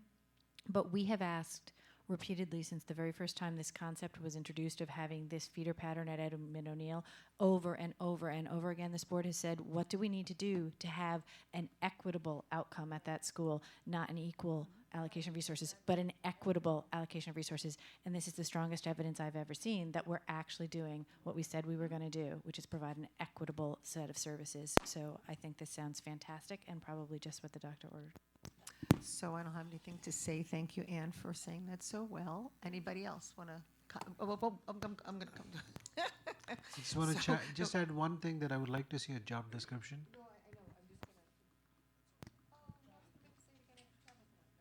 Sorry, Tabitha. Essentially, Anne went where I was going to go too, was that I'm kind of in favor of the position because everything that Kawita was outlining in terms of the unique needs and challenges of our students there really came to me as an acute form of trauma. And we've had elongated discussions again and again and again about how can we best serve that school and the community and, all the sort of things that have come out. So I'm in support of it. And we're going to get a job description for Dr. Chator and everybody else on the board, so that's helpful. And sort of just more fleshed out. Jen? So I have two things. One, I want to go back to, are we seeing a need for these students that are going into the schools in our fifth grades, where majority of the schools that are going into those, what is the biggest jump? Are they great in fifth grade and then all of a sudden get to middle school and there's more trauma? Are we not going deep enough backwards is kind of my question as well. And my second question is about the Tony Clements. I mean, that is a school and a program where we have the highest needs of the trauma of kids that can't handle O'Neill or Hackett or Myers. And are we looking at that program where there's a need? Because I do support this kind of position, and I think that was kind of what was thought of as homeschool coordinators, but I don't think it went quite as deep as what you're trying. So again, I support this type of position, but I'm also looking at the Clement Center, the children that are coming from the schools into this, to go deeper, and just want to make sure that, we're not we're not doing this here, but there's much bigger problems, especially when I know that Clements, when we had first did the program last year, I know that we didn't fund all the TAs, and just kind of looking at it that way. Do you want to address Tony So to answer your question about Tony Clement so we are looking at the phase 2 of that redesign work that we did last year and we presented to the board, but we're looking at it through the lens of the community schools aid funding, and so it's not an administrative need that is there, it's more of the psychiatric and mental health support that is needed there. So we are working with the administrative team, Michelle Bridgewater, and Eileen Leffler to budget for the 18-19 school year, which will support a clinic model through Parsons, probably, over at Tony Clement. So yes, we are looking at that, but the need is much different than what we're talking about over at O'Neill. Anyone else? So I will just say, Lori, thank you very much for explaining that, even though I didn't even know I had that question, because in a sense it answers it speaks to where the community funds money is going in a particularized way. That is very helpful for us to know, because those are, as Jen articulated well, those are issues we do know exist over at Tony Clement, so thank you. So it sounds like we've gotten through two big items, and I will now go back to starting with Ellen and moving on to other budget, big, little, middle questions that people have. I think other than that, my questions were answered. Jen? Other questions about new topics? Anything? New budget questions, yes. I will rephrase. So now we're up to the part of the. Actually, I remembered just. Okay, just- so now I'm we're. sorry, I remembered just so one. a moment like this, forgive me. food would have been helpful. But anyway, I'm joking. Ellen. Yeah, I'm a little weak from hunger. I kind of just wanted to know about the community partnerships because I see the money for that thrown in at the last minute, and I don't know if it's just kind of an earmarking, and we're going to decide exactly what we're going to do with this later, but we have some ideas, or if there are specific plans in place as far as what we're going to do on that, because it's really exciting, and I know we've talked earlier about some of the community partnerships you have started to form. So, with regard to community partnerships, when we look at the goal of enhancing those community partnerships and working with our diverse community, looking at pulling together without specific names because plans are still in the works, but looking at some of our community partners that have stepped up and want to provide experiences for our students. Some of these address many of the issues that you have brought forward with regard to enhancing the quality of our field trips and things like that, and moving forward with role models that are in our community, African American role models that are in our community to serve as guest speakers, to serve as people who can come in and be those role models with our students, regardless of the ethnicity of our students, but seeing people of color in leadership roles, looking at how we expand the exposure of our students beyond the walls of Albany, because many of our students have not gone past Albany. And so providing some of those government and civics education experiences, going to national monuments, travel, camping, hiking, things like that, that many of our students may have not thought of seeing themselves there, but also having partnered with groups who are able to, number one, assist us with the personnel to do that, to run some of these programs on Saturdays, to look at after-school programs maybe in a different way. One of the reasons that we put that line item in there is because many times the barrier is transportation. And so how are we going to assist our students with these experiences and provide transportation? Also looking at maybe redefining and working with some of our staff to look at the roles that they currently play and see how we can enhance that, which also means that people may be coming in on a Saturday morning to work with our students in a different capacity. And so there may be compensation that would have to be involved with some of our support staff members who would be willing to step up and do that. Looking at some of the principles of working with our students in a scholarship manner, how do we provide scholarships and opportunities for scholarships, helping our students build portfolios and resumes. Even as a middle school student, what would your resume look like? And what type of portfolio do you have as we look to form those partnerships and look at internships, be it volunteer or paid, what would that be? And so that's what that community partnership line item would be. That's really exciting. Thank you. Jen. So I know that we are talking about the academic plan, and in particular, we are able to get C, so it's been on here. And I know that the operations and the communication has a lot of additions to it, and that's something I'm very supportive of. But what I really want to know is, or see, is a professional communication strategy. We've talked about internal communication, external communication, academic commercial, and I really want to know if something like that is in the works, that the new position as well as the movement is happening, because we really need to have a methodical type of way to communicate. I know the website is part of that. I know there were other moving parts that are happening, but I feel like we're still missing a strategy and a template as to what communication means. I know that we've done newsletters with our schools. I know that we've done some things like that, but a real communication plan, is comprehensive, and it talks about 3 hits per media, per parent, per conversation of those type of things. So I want to know, I would really be a lot more comfortable with the communication part of knowing that there is a plan that's being worked out, something that I can see. That would be a part of, if you remember back in, I think it was August, we talked about that long-range strategic plan.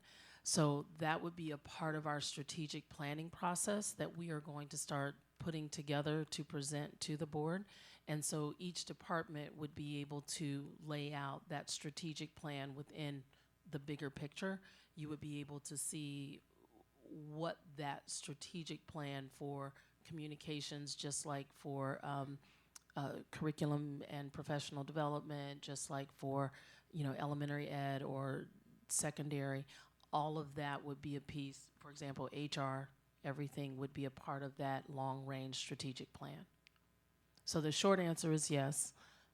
The longer answer is it's part of the bigger picture of the overall strategic plan. And then the new position would be enhancing all of that. It's not specifically targeted for schools or parents or outreach. It's the whole department as a whole. I'm going to ask Mr. Lesko to come forward.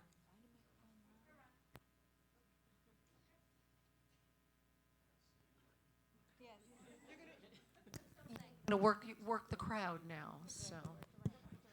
So what's the best way to do it? So I'll talk about all of those pieces. We're eliminating the administrative assistant position and creating a new senior communications specialist position, which I think of essentially as a creative content manager. That person will become our, Kent is working, as you've heard, on the Maserati.org version of our website. On September 1, we're going to need somebody to manage all of that content on a regular basis, somebody to be assigned to managing content on our website. That position would include that. Would include training for all of our staff across the district in using the new, much more robust web tool they're going to have. Where the $15,500 savings that you see there is, we would be eliminating the freelance vendor that we have, who's done for the last 9 years all of our design work, our graphic design work. Oh, wow. So we'd be bringing all of that work in-house into that position. Also enhancing we've done a lot more with video. Recently, since we added the administrative assistant position, we continue to do a lot more with video, particularly with the capability that the new web presence would allow us there, but also through our social media for training purposes as well. So that would be wrapped into the senior communication specialist position. To add to that person's responsibilities, to create new responsibilities, that there will be some work from that position left undone, and also with the superintendent's expansion of cabinet, my responsibilities have changed and grown and probably will continue to do so. There's a lot on a day-to-day basis from a communications perspective that I will not be involved in any longer. That's where the new position comes in supporting some of the work that's already gone on, that we've already established. You mentioned school newsletters, school photography, a lot of the basic day-to-day work that goes on in the communications office, media relations, for example. The 3 hours that I spent with Channel 6 today, I'm probably not going to have the time to spend with Channel 6. So there are a lot of duties in the communications office that need to be reassigned, and that's where the new FTE is proposed in that way.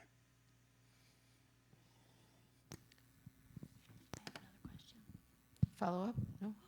Okay, we'll come back around. I'll come back around. So wait, where was I? Over there. Oh, Sridhar. I'm so sorry. I'm getting like whiplash on which Before way I I ask started. my question, I want to ask a question related to this discussion. Do we have any opportunities for our high school kids to, as work study students in communications and things like that? You meaning with our communications department? Yeah. I just wanted to Right. frame that because I thought you You know, meant. whether it's graphics or things like that, all those things that you just described, I mean, our kids can do some of those things too. Are there in-house projects that we can work with them? This was a thought, but, okay. Now, back to my question. I just had to throw that That was thought the out question of the because person in your head. That was the. based on that, I would forget because this was not my question. I am joking because we're in this relaxed evening tonight. So anyway, please So, go. so please my go. question is really in terms of, when we discussed the academic plan, I know that we had this beautiful discussion where you guys convinced me how keyboarding skills and all of those things are such a great thing to have, and we should be teaching our third and fourth year olds. And now it's like completely eliminated. So are we thinking in Plan C, there is no position? It started at 5 in Plan A. So, but I just want to know that if you're eliminating this position, are we thinking of some other strategies to still implement these things? Yeah, yes, I would really like to focus perhaps on, I probably don't know if the library media specialists, and seeing just sort of an exploratory way, is there some way that we can leverage there? I am definitely not abandoning this idea. It's just that we're going to have to be more creative about how we address it. So, and also this is something that if we have to, maybe it's something that we bring back to the table next year. But I would like to spend some time brainstorming about how we might be able to accomplish some of it in this coming school year. Okay. And we'll let you know. Can I ask another question and that'll be it? Or I'm going to Wait. come back around if that's sure. okay. That's fine. Ellen? Sure. Sorry, Go ahead, Jen. Vicky. Jen. I really have lost my mind about which way we're going. Sorry, Tabitha. You're fine, thank you. I'm going to table my communications question and go to the one I want to ask, which is about the community schools. And I just had a question about the full service model. Is that something that we're thinking that we want to transition all the schools to? Or is that something that's just as needed in certain community schools?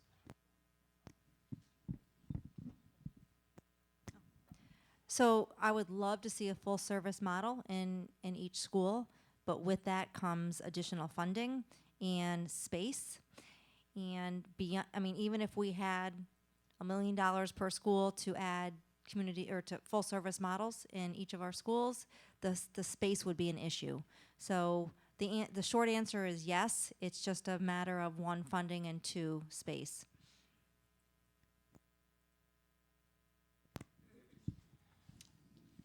It's still part of the community schools conversation.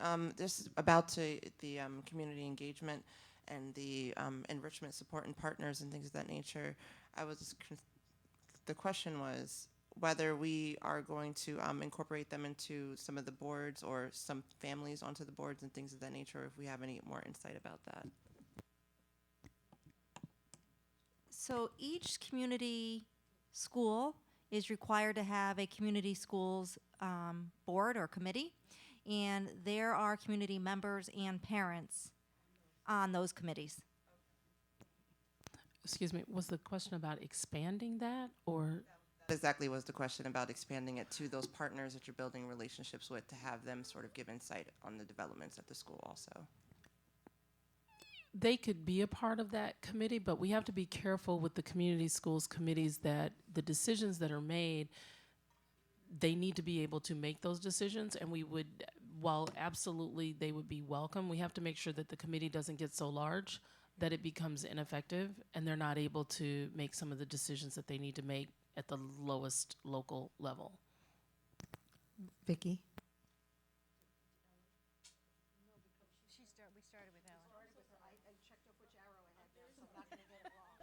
I was confusing you, I'm sorry. I just wanted to make sure that, so I know that we had a discussion a couple meetings ago about the need for a ENL teacher for Part 154, but it's not this position, right, that we have here, that we've eliminated here?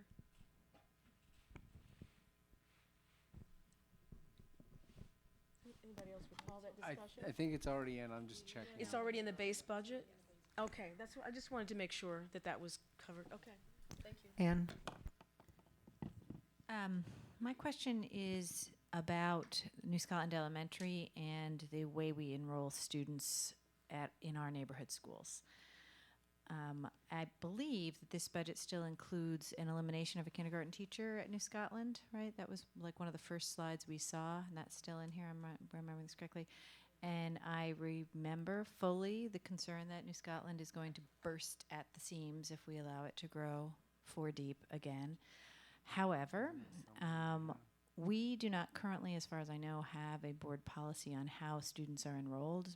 Mrs. Adams and I have talked about adding that policy at some point relatively soon. But certainly it is the community's expectation at this time that if you live within the catchment area of a neighborhood school, that when you appear at that school, you get to go there. And when I asked this question when we eliminated when I saw this in the first pass, when we saw this many slides ago, Dr. Wilson Turner said, well, it's basically going to be first come, first served. And if you don't get there soon enough, then you'll have to go to a different school. And I am not comfortable with that as an approach. I think that that's a longstanding mechanism of enrolling children in neighborhood schools that we would be changing. I understand that the school will burst at the seams if we go to 4 deep, but I just am not comfortable with allowing us to change our enrollment mechanism for neighborhood schools over the subject of the kindergarten teacher right now. So I would like to raise the possibility of adding that kindergarten teacher back in, putting New Scotland at a 4 deep kindergarten if needed. Obviously, if it's not needed in the catchment area, that does not mean that we allow hundreds of children to open enroll into New Scotland. This is to serve the children who live in that catchment area, and that's also true at Arbor Hill, and it's also true at Pine Hills. It's true at every neighborhood school. That children who live in the catchment area, I think, should be able to enroll in that school, except in the most unusual circumstances. For example, we have a giant apartment building get built that draws hundreds of children, and we just can't possibly anticipate that. But that's not what we're talking about here. We're talking about a situation where we've known for years that we kind of really need 4 kindergartens at New Scotland, and we would be eliminating that because we've been down this road. Just to remind Mrs. Adams, who didn't live through this with us, we tried this very thing a few years ago when we went from 4 kindergartens to 3 kindergartens, and the board said, how's that going to work? And the staff said, oh, we've looked at the numbers, it's going to be fine. And it was not fine, and there were kids in the catchment area who could not go there, so they ended up adding kids and then adding TAs to support multiple enrollments and then ultimately expanding it to a 4th kindergarten. Boom, and we were back to 4. So I just think we need to think harder about it than just saying we're going to go to 3 kindergartens and that's the way it's going to be. So that's my question, comment, thought about that. So I don't want to actually add that in because I think it's a very large conversation that the board has to have. I understand not adding it in a sense, suggests the conversation, but I think whether it's done through a policy, whether it's done through, and I'll sort of jump for a second, I think the adding back TAs and the adding back a section was because the board didn't have the will to actually have the hard conversation about what the facility's ability to hold capacity is. And I think it's difficult, and I think it's very difficult because people have certain schools they bank on and catchment areas and why they move and why they buy houses. But I think it's a much larger conversation, and I think the board probably should tackle it as soon as possible, whether it's the board I'm on or the next board, but the board has to tackle it ASAP and probably has to tackle it not in the confines of a budget, which I know you agree with. So I just think that it's a very, very important, and whichever agenda it gets put on, I think it's a very large issue, and maybe once the budget's over and grade configuration has its enormous conversation starting on Thursday with the feasibility study and demographics, the larger issue about, enrollment at different areas has to happen. And though it's not relevant, but it's the same sort of thing you brought up. We go back to the issue once again that has been brought up many times. You're one of the proponents of it, others as well, but certainly you have, Ann, which is, the location of Montessori. So I think this board has shown an extraordinary will in many ways that maybe has not always happened before. To tackle some really tough issues. So I'm very hopeful that those are the kinds of issues that will actually be addressed, because otherwise what happens at the elementary, as you and others know, is that then it becomes like kind of waxing and waning. Rather than here's the capacity, here's what we can do, it becomes a true waxing and waning, which then is kind of crazy. So I don't know what the answer is, but I think it's important. I'm glad you brought it up. I think it's important to get on an agenda for the board as soon as possible once staff is ready to talk about it and the boards can get educated about all that it means. It's kind of huge. So I agree with every single thing you said, but I come to the opposite conclusion, which is if we're not going to make this decision quickly in part of a budget, then we should keep with the status quo. We shouldn't change the budget and then say we can't have the conversation right now. If we're going to make a change, we should make that change as a result of a complete and thorough conversation. And this is a change. This isn't right now there are 4 kindergartens at New Scotland this year, and the budget calls for 3 for next year. So we're changing something without the proper conversation, and that is my objection to it. And so the only thing I'll say to that is that I don't believe it's actually a conversation we didn't have. I believe that there was a conversation at the board level, even though it wasn't the large scale one I think has to happen, about, and there's a phrase, not returning back, but actually getting New Scotland back, this is actually exactly how Cecily called it, right-sizing the elementary schools. And there was a discussion at more than one board meeting about that occurring, so this wasn't a surprise for me to see it in there. I think there's a larger issue about it, and it's true about almost all the schools, and it's certainly going to come up when this board tackles enrollment patterns, because whether it's 3 or 4 middle schools, it's going to happen. And then there's, of course, the issue of the apprentice, apartments and distance for walking. So there's a lot of enrollment issues. But I specifically remember Dr. Wilson Turner actually talking about right-sizing the building.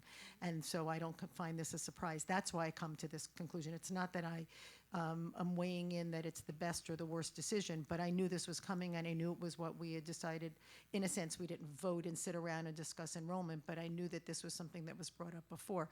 So since this comes up, I guess the real question, when we go through budgeting and someone says, and this is true for anybody about any issue, about an issue that they want something in or don't want something in the budget, we probably should then find out. So you want to take it out, what if there's a consensus on, not take it out, you want the 4th kindergarten teacher put back into New Scotland. So I don't think I need to ask the question of whether you'd vote for the budget with or without it. I think the real question becomes what the rest of the board's position is on that. And so this hasn't come up yet on any issue because we've all shared our positions on the 2 big issues we discussed. I'll go around the table. Tabitha, do you have a position on that? I just need to know where we are, because it's really, we need to know whether there's 4 people one way or the other. And if you need more information, I would have Karen speak to it, because she, as sort of director of curriculum instruction, with Cecily not being here, or whoever can speak to it, can weigh in. But you can pass, that's fine, so you're passing. Sridhar. Possession, not quite, but when you look at the enrollment patterns, that is the school with the highest, with a capacity of 450, and there's 540 enrolled currently. So we're way above capacity, so getting rid of 1 classroom, and if that's what the principal and the teachers and everybody's agreed to, I don't have an issue with that. But I do see it's a double-edged sword. On the other hand, you got all these kids who are in the neighborhood who won't be able to come to it. So that's why I was narrowing the question only to one thing, and I do understand, and Anna's right, because then it's making a decision for next year. But the point is that you're right. One of the reasons of right-sizing was, as it was explained to us at length by Dr. Wilson Turner, was that you need to start it in kindergarten, because otherwise that's what happens. Every year it just adds another one, and if you don't start it there, it doesn't. So the real question really being asked right now, and anybody can pass if they want, and we can get more administrators to talk about it, is will you pass a budget if there's not a 4th kindergarten? And this can be for any issue coming up, not just this one, as we go through this tonight. Will you not vote, that's the better way to say it, will you not vote for a budget that does not have a 4th kindergarten teacher at New Scotland? Was that too many negatives? Well, it has to do not just, no, I don't want a person's position, thank you. That's not what I want, because that's a different issue down the road on a conversation. I want a abstain, position right? with regard to voting on a budget. I have 3 choices, right? I can always abstain. You can, on the budget, yes, that would be the bigger thing, because we're talking, it's part of the package, Right, so I know, that's I what know. they presented. I mean, when you look at it, so the 4 deep classrooms, my son went through the 4 deep classrooms, and it was kind of getting crowded. If you look at the patterns now, it's the 4th graders and the 5th graders are the last of that cohort who are now going in, and the rest of it is all streamlined to be 3 deep. So, I mean, I can see the logic in it, and I'll be fine. Tabitha passed, he's fine. Jen? What is the enrollment?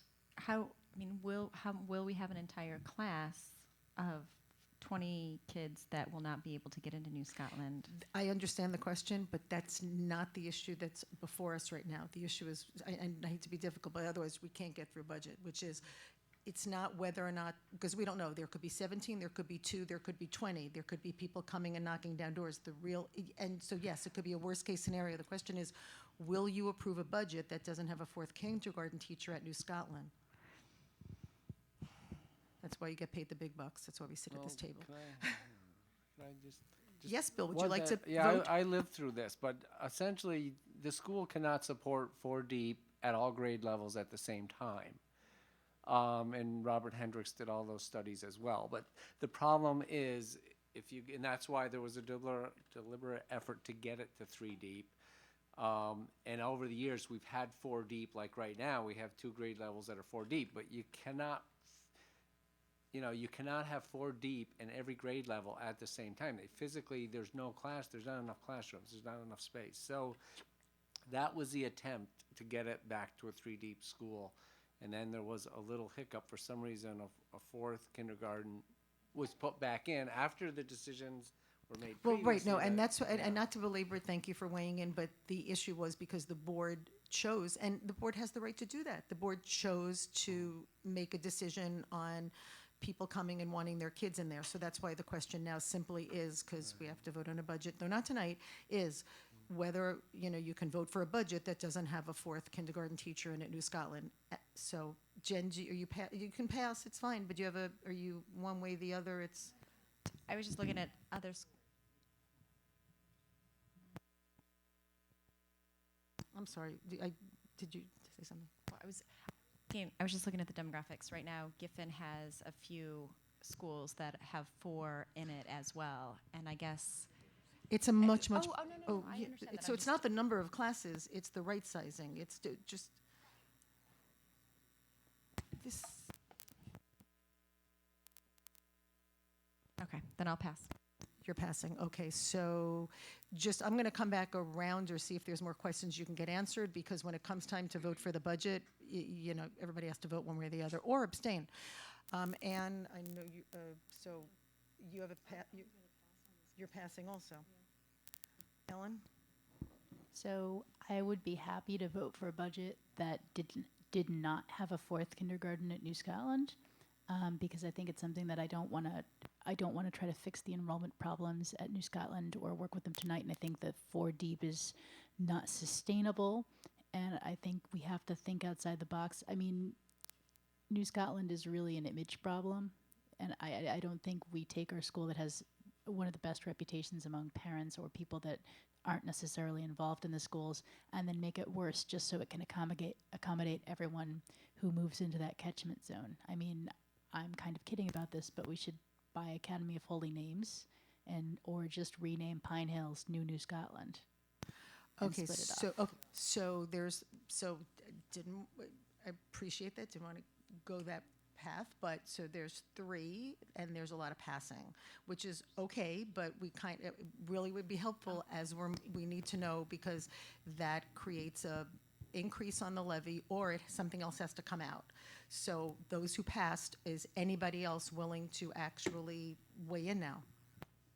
Tabitha? I don't have any further questions. What I can gather, and I just want a confirmation before I say so, what I can gather is that trying to force jam a fourth 4 deep would be unintended consequences. So basically, the better alignment is not doing that. So I could pass one without it too.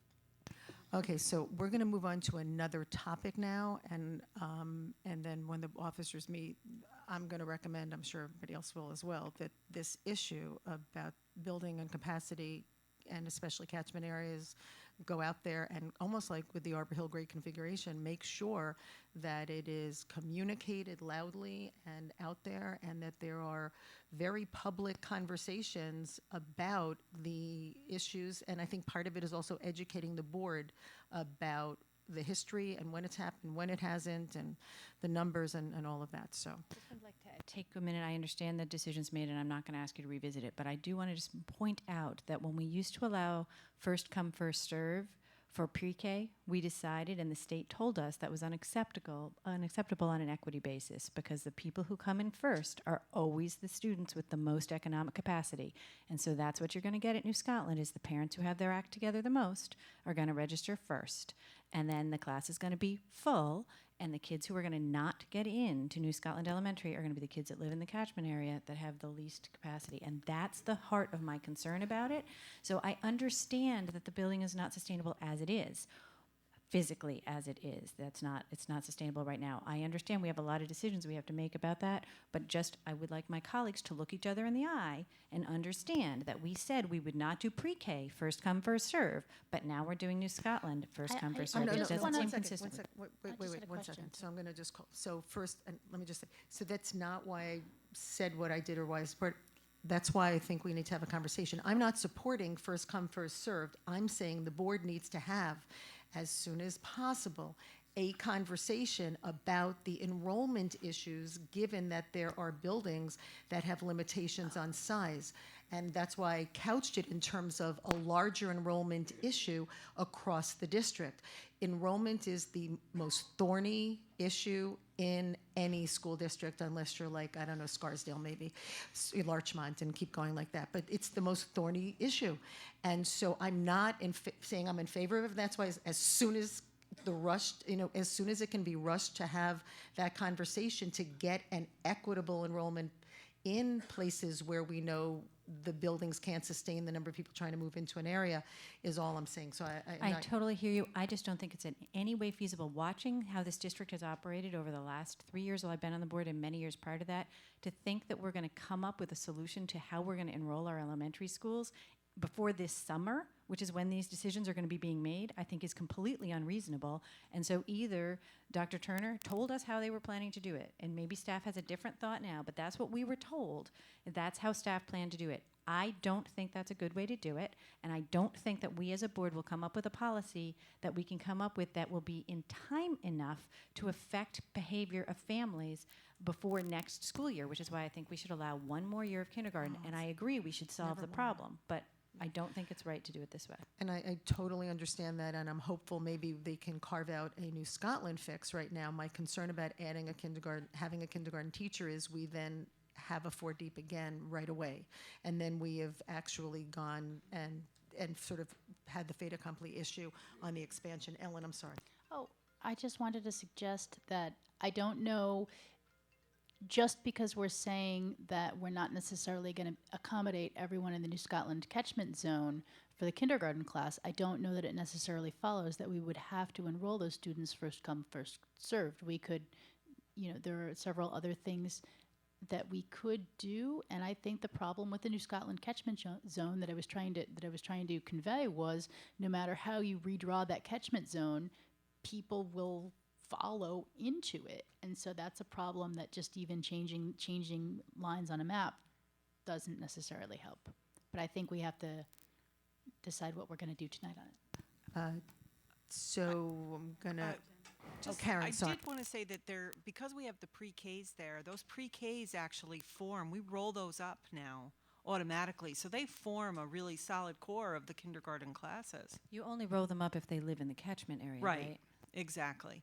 And I also think that when Cecily looked at this year, she was really trying hard to have a year where we're going to do this, where she's not expecting 20 kids to be sitting out there as far as she can tell from the pre-Ks and from.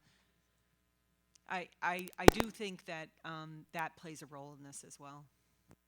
So I'm going to go back and we're off this topic now, but we're on to still budget questions. So Ellen. Okay, so my next budget question is about the supervisor for PE health and athletics. It looks like that title's maybe changed a little since some of the previous versions of the budget. And my question was, is the net cost of this position the $101,750? Or is it $101,750 minus the 0.4 TOSA, so with a total net cost of more like 63 something? No, the 101 is the net cost after the offset of the TOSA, So that this would be about a $140,000 position. give or take, yeah. Yeah, I'm just not super comfortable with this position being paid on a principal level. I mean, I know we've had these discussions where other board members were concerned about this highly paid administrative position for this assistant. So I heard to my right hand saying, would you vote for a budget? The reason I don't go to that right away is I'm going to see whether or not anybody else has the issue before I need to go to a polling. Otherwise, I'd be doing it on everything anybody ever asked. So any other follow-ups or anything you'd like talked about? Would you like somebody to kind of talk to you I mean, about is it? anyone else concerned about this? Because I thought my takeaway from the last meeting where we discussed this is that there was some reason they were going to be able to do evaluations of I'm the going to gym first teachers. have. I'm so sorry. I'm going to first. No, I'm just going to first have see if anybody wants from the administration before I move on to the next person wants to speak to anything you've raised. So Lori and I will kind of tag team on this. One of the things that we're looking at with this particular position is enhancing that role with the instructional component, which is why you see in the description the physical education instructional programs, ensuring that the delivery of instruction in physical education is aligned with the standards, ensuring that the person that would be hired into this role could assist with APPR, looking at how health instruction is delivered and meeting those standards at a higher level, and which is thus the reason the title changed from just a director of athletics to include that instructional component along with athletics. And so I'll turn it over to Lori at this time. I couldn't have said it better. I think you summed it up, but the focus of this position, again, just to reiterate, is really focusing on the instructional framework, K-12 for PE and health, and in addition to the support of APPR and evaluations and the athletics piece of it. Jen.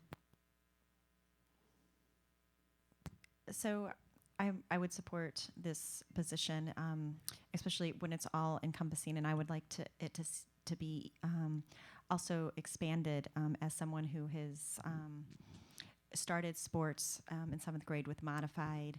I do feel that the instructor or the athletic director right now is a little stretched. I would have liked to see more of a sports theme at the beginning of the year. What sport would you like to try out for? What would you like? You know, as it is now, you sort of get a SNN to sign up for sports, and you hand in your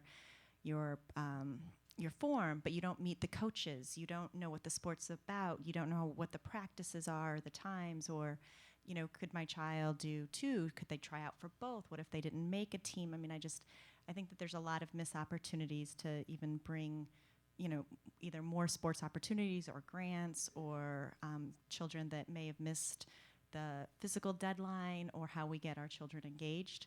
So I would like to see that, because I still feel like I'm not sure, when do I get the schedule? Here's a hard copy. Well, who's the coach? I haven't met my kid's coach very much unless I'm proactive. So I'd like to see if this is where we're going with this, not just in the gym and the curriculum, which I agree with, but also expectations of it being even better. I know that there's a lot been on social media and those type of things as well, but I would like to see more robust and more of that if this is approved.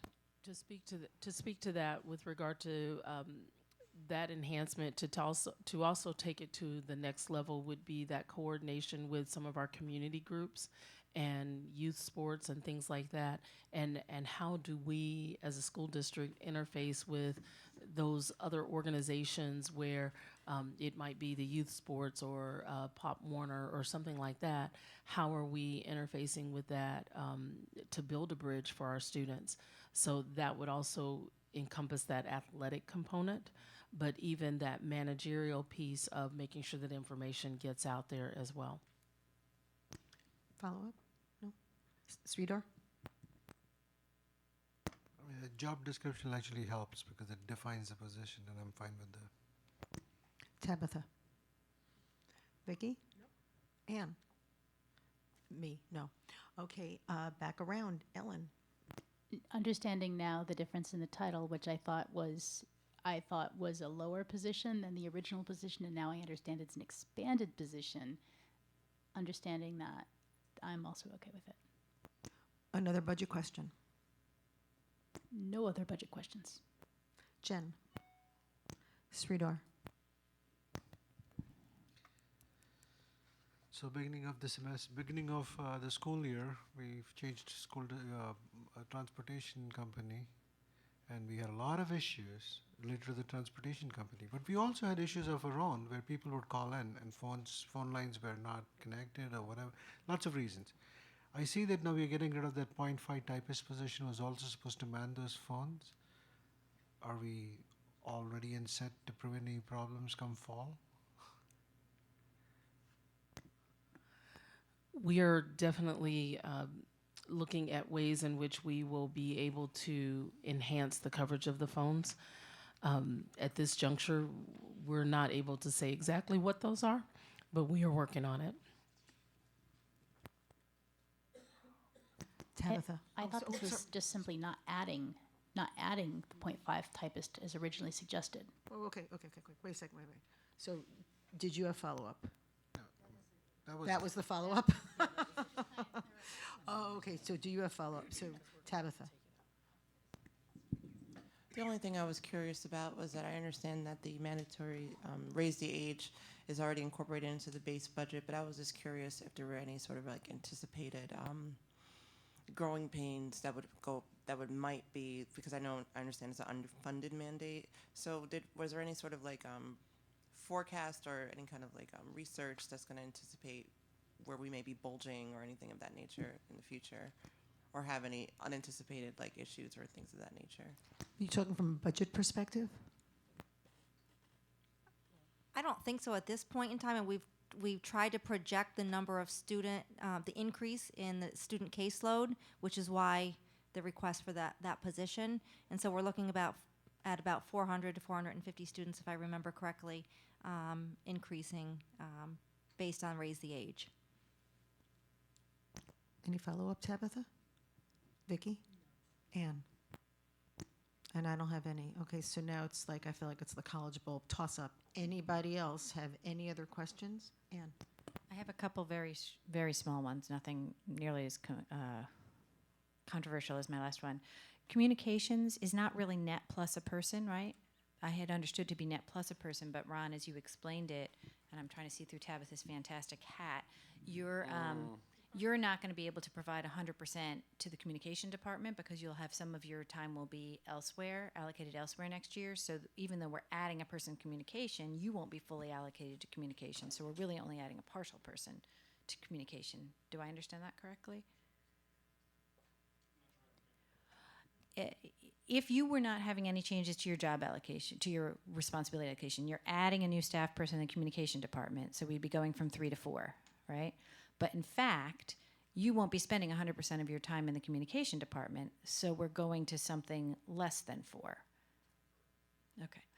All right, that's good to know. I'm a little disappointed because I thought we were adding full person, but okay, I should have realized that. Secondly, and this is something that I can follow, I was noticing, and I couldn't find the document that you sent very early in the process, Bill, about our actual expenditures. But our actual expenditures on bus aids have been like this, really dramatically down over the last 3 years. We're only going from, 100 to something, I can't remember, but it was like down like this. And so I'm wondering if we are tracking incidents on buses and whether that has proven to be an okay thing for us to do, that our number of bus incidents has not been increasing as our aids have been decreasing. Do we have any evidence on that? Well, except for this past year, which has been its own unique situation. In previous years, through the work with the principals and the director of transportation, I would be informed at some point of, this bus is getting, getting pretty active. And then they look at strategies. Do you move one kid on a different bus? Do you separate them in seats? And then sometimes he asks us for an aid. So typically, I believe we have $50,000 of an allowance for aids in the existing budget. It was a larger number, but it was cut back. And the other part of this picture is with the shortage of the labor force to some degree, even if you wanted to add 15 of them, you probably can't find them. They don't exist. But there is an allowance, I believe, of 50,000 as a contingency for non-special ed, for buses that do not contain special ed students. So there is some latitude there. And typically, you wouldn't really need them on the first day. They typically parse somewhat in a partial year. And there's other strategies to manage, as I mentioned as well. So we do have some contingency money there for that. Okay, and could I just get an answer to the actual question I asked, which is, do we track the number of incidents on buses? I can answer that just because we track it through the PPS department with referrals.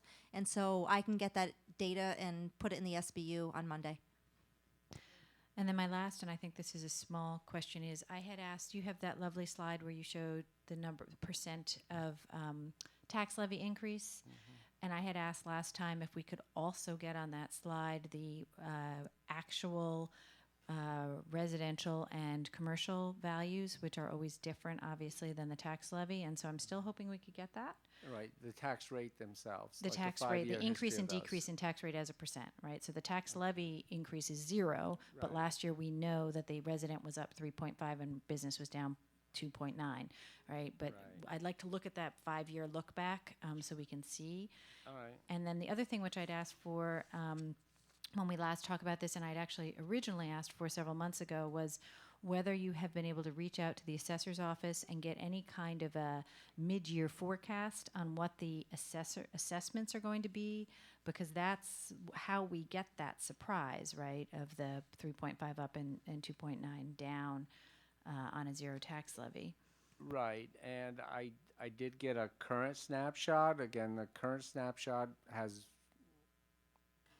could have no relationship to what occurs between now and July when things are finalized. But right now, yes, it's tracking that the residential tax base is actually growing, and the non-homestead or the commercial tax base has declined.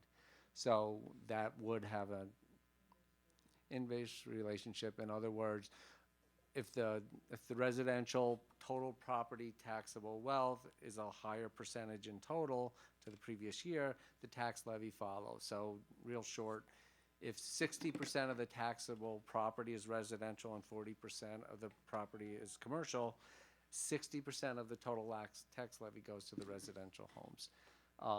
And then there's some movement in there that can be done through apportionment adjustments. But yeah, right now it looks like it's going that way. More of the property wealth is going toward the residences. So, I mean, if you were to, just to follow up on Ann's questions, if you had to just put a ballpark number, would you be able to tell us what a $100,000 house, how much that less than 1% increase, what dollar amount would it have approximately? I could, and then there's the other question of what happens on the apportionment table. How is this further adjusted? The danger of doing that, no matter what you say, and all of the declarations you made in August and September when people get their tax bills, and it's different, and it will be different from whatever I would say, I guarantee you that, we're going to get called on it. You said it was going to be this, and I went and voted based on that. So I don't know any of my peers that currently is employed that would ever go out on that limb. Yeah, I mean, I think the information that you've given us now is really as far as we could or really should go, which is that right now the trend is that we would have the opposite impact that we did last year, which is that whatever the levy is that we set, we would expect be higher than that for commercial and lower than that for residential. The opposite, homeowner, because Okay, so the I misunderstood residential you. has declined, the commercial has declined and homestead has grown. Right, so homestead is a larger percentage of the, So of the total levy. right, so So their taxes would be theoretically, so if we low. had a 1% tax levy, theirs would probably be greater than 1%. And commercial would be less than 1%. If everything the way it looks today, is the way it continued to trend for the next several months, which no one knows. I mean, pilots come into play on this too, because they're taken off the tax roll in a different area. So it's full of unknowns. Anybody else with questions? May I get a motion to adjourn? Oh, sorry, do you have a just question? no, Yes. so quick. You're What so would you like fast to do ask that. yourself? Well, we're gonna come back in 48 hours with the budget. Oh, I'm sorry. My so- question yeah, is, yeah, yeah. should anything that we have presented tonight be pulled off? Okay, so the only reason why I didn't go there wasn't Okay. because I was trying to keep it quiet, is because we had sort of panned the room and people asked their questions. And so Right. I know you don't like to make an assumption, but Right. one of the things inherent in that was that if people were gonna have a problem voting for it, and we had 4 people who had a problem with that, it would be pulled. So Right. I understand your desire to have a comfort. I won't ask for a motion then. We Right. will just address that now. It's my understanding from listening to everyone, but certainly we can ask, is there anyone here who, and I'm sorry, the problem with the question you asked, and the reason I Right. didn't ask it is, Stephanie's Okay. smiling, it's because it doesn't matter, with all due respect to myself as one person and 6 others, Right. whether I want something pulled. It matters whether 4 people want something pulled. Right. I did not hear 4 people wanting anything pulled, so that's Right. why I didn't get to that question. Yeah, and I wasn't asking for a direct question that bluntly, but my point was, hearing the conversation, I think staff will come back with the same budget proposal. Not to Understood. say it might not change, but hearing the conversation, it sounded like that's where I we think were the more going. salient question is as follows. Given that there were not 4 people at any, depending on what the combination was, given that there were not 4 people who wanted something pulled specifically in terms of asking questions, the salient question is, given what you've seen in the budget, given that you understand this would be going out with not a 0% tax levy, are you able on Thursday night to vote in the affirmative for the budget that, as it now stands? Again, understanding that we've been here for this many hours, which is fine, we can stay another 3, but we have been here and no one has actually gotten a critical mass of 4 people to pull something. So the way it works is you gotta have a critical mass to pull it, or we're creating a budget rather than listening to people's recommendations. So that said, I'm gonna start with Ellen. Can you go out, can you vote in the affirmative on Thursday for this budget? Yes, I can. I'm gonna just go this way and not go Vicky? Yes, I can. Me, yes. Anne? Yes. Jen? Oh, well, there's 4, but please share. And I don't mean it in that way. I don't mean to put you on the spot. I was like, oh, there's 4. I don't need to put you on the spot, but there are. So I'm going to do, actually, you guys luck out. You can decide whatever you want in the next 48 hours. There are 4 people who have just given you that response. So there is no, and I'm being very specific in the way I'm saying it, there is no basis upon which you should be going back and providing us with another budget to spend 3 hours discussing on Thursday night. Again, nothing's etched in stone. We are all sitting here doing our best ably to do so and to act effectively and with our fiduciary duty. So if somebody could, of course, change and all that, but that's where we are right now. And we, of course, would like a unified board, but things happen, and I voted against it, a budget one year, so that's all. So thank you. Can I get a motion to adjourn? Ms. Wilson and Dr. Chator, all in favor? There we go. Thank you, guys. Thank you, staff. Oh, don't take that off. Put my sunglasses on to walk outside now, which really is bizarre, but. Ellen needs to go home and eat. Wait, these glasses did not.